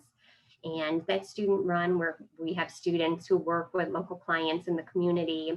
And it's not just a digital strategy, so it's various communication strategies. So that's another situation where, they're awesome and you might want to work with some of those folks in some capacities as well. Sure. And I was going to say, I just wanted to say, thank you to Maris because you helped us last year, as you were referencing at the beginning of your conversation, with our strategic plan and having people, students get out and help us do the research. We were trying to figure out what was most relevant to people, in different capacities, but it was extremely helpful. And there's no way we could have done that, with my small staff. There's absolutely no way. So, and we're using, the information that came out of that to follow through on our plans. So thank you. Yeah, exactly what I was going to mention, Jeannie. That's great. They're, phenomenal. Last spring or 2 years ago, I don't know what time it is anymore, right? They, enabled us to get 1,300 responses to our strategic plan, which informed our funding priorities at the time.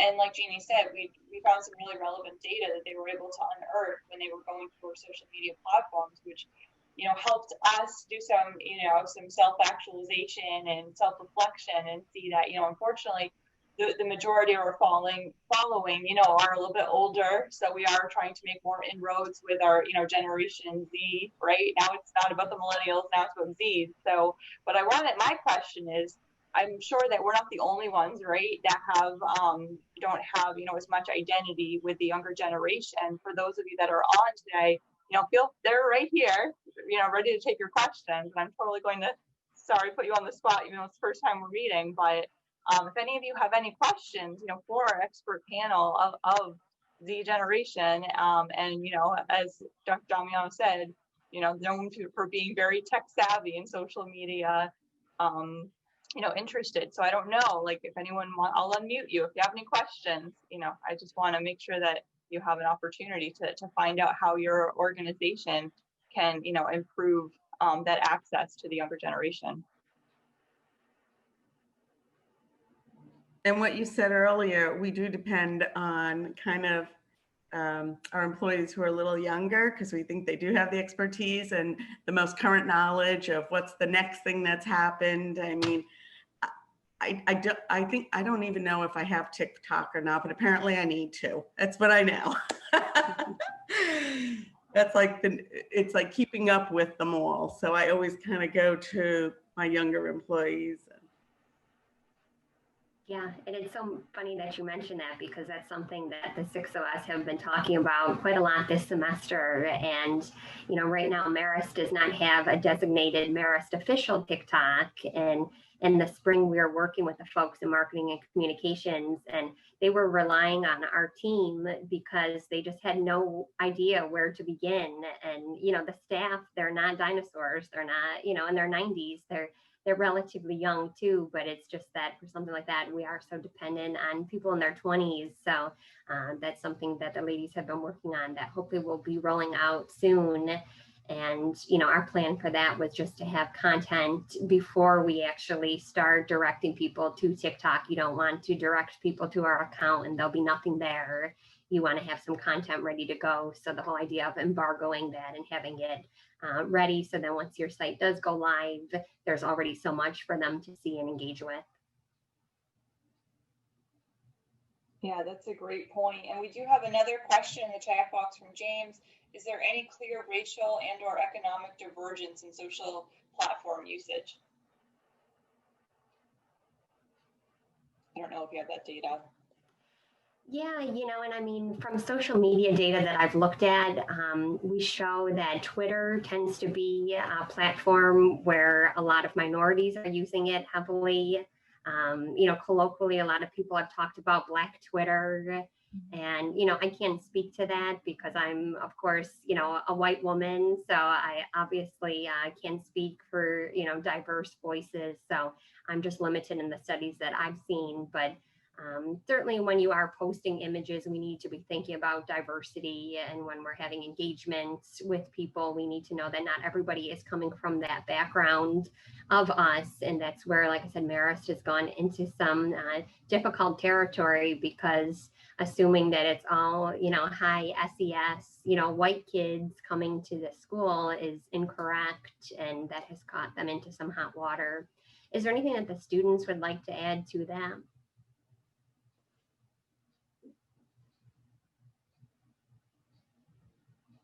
I can unmute you. Okay. Thank you. I mean, just piggybacking off of what Dr. Damiano was saying, I think it comes down to, you can't just assume that all of your audience is coming from your background. You have to be conscious of everyone is unique, and it's representing that in what you're posting.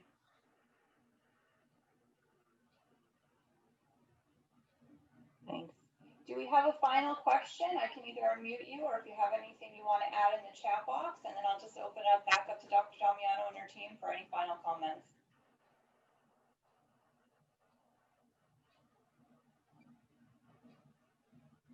Okay. Over to you. I'd just like to thank Dr. Damiano and the students. That was awesome. I was actually taking screenshots and I think I missed one, so I'm hoping we can get copies of them. And I'm texting my marketing person, Emily, over there going, do we do this? Do we know how to do this? I like this. So that was great content.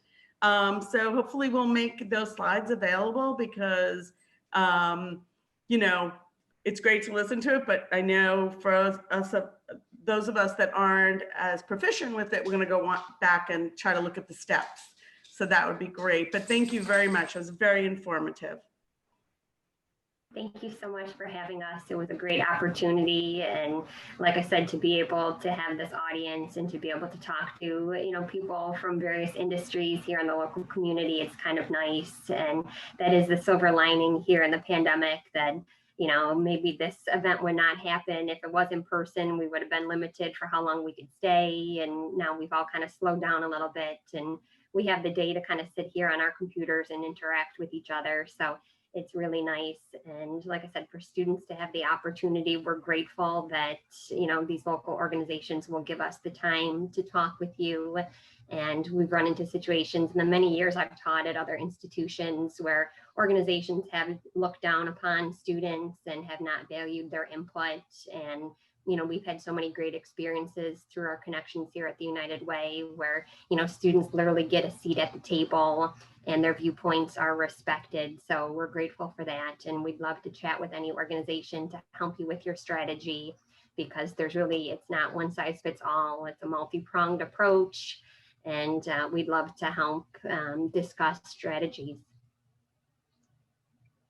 Thank you so much to Dr. Damiano and to Georgia, Chi, Lauren, Abby, Taylor. Thank you. Thank you all for having us. And I can just attest to the wonderful partnership that Marist has had, and the School of Communications, and all the hard work that they've done for United Way. And we always have fabulous American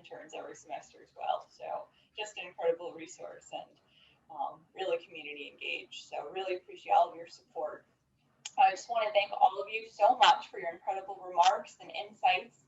We appreciate all of your time and attention in today's meeting, and I know we have a lot going on in the chat box, which I will be using for our upcoming funding strategy. Please do not hesitate to reach out to us during this challenging time. And I just want to quickly go over a couple of updates, and for folks that might have missed it in the beginning. So we have our ESPRI convening on Monday at 10 a.m. on Zoom. Please reach out to Peter, who hopefully we can add his information right now in the chat box. I know he's put it in a couple of times. And Yaya's putting in the upcoming first-time home buyers workshop, which is great. And there's the link that you can get registered, and definitely apropos to our conversation today. So, you know, please make sure to come. We'll be able to have a lot of resources for those that are looking into purchasing a home for the first time.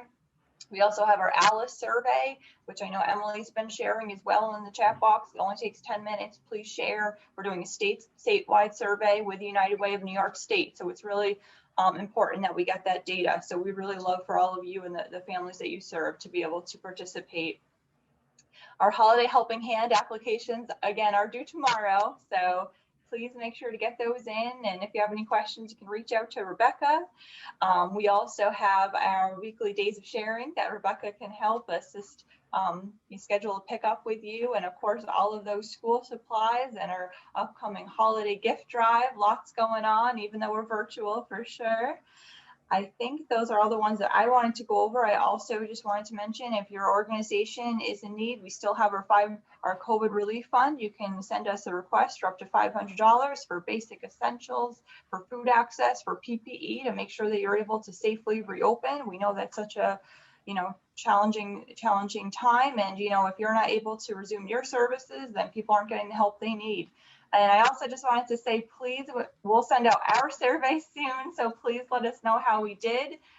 It's really helpful for us to be able to build, you know, more better community conversations and just general community convenings and all of our events based on the feedback that you offer to us. So especially now with everything being virtual, we always want to learn how we can do better. So please send us that feedback. And of course, testimonials are wonderful. And it's also very helpful for us to be able to receive that sponsorship and funding to continue to be able to do this work. So I think that's all I had. I wanted to see if Jeannie had anything else she had wanted to say, and I just want to thank you all so much for your time, and I hope that you and your families are safe and well.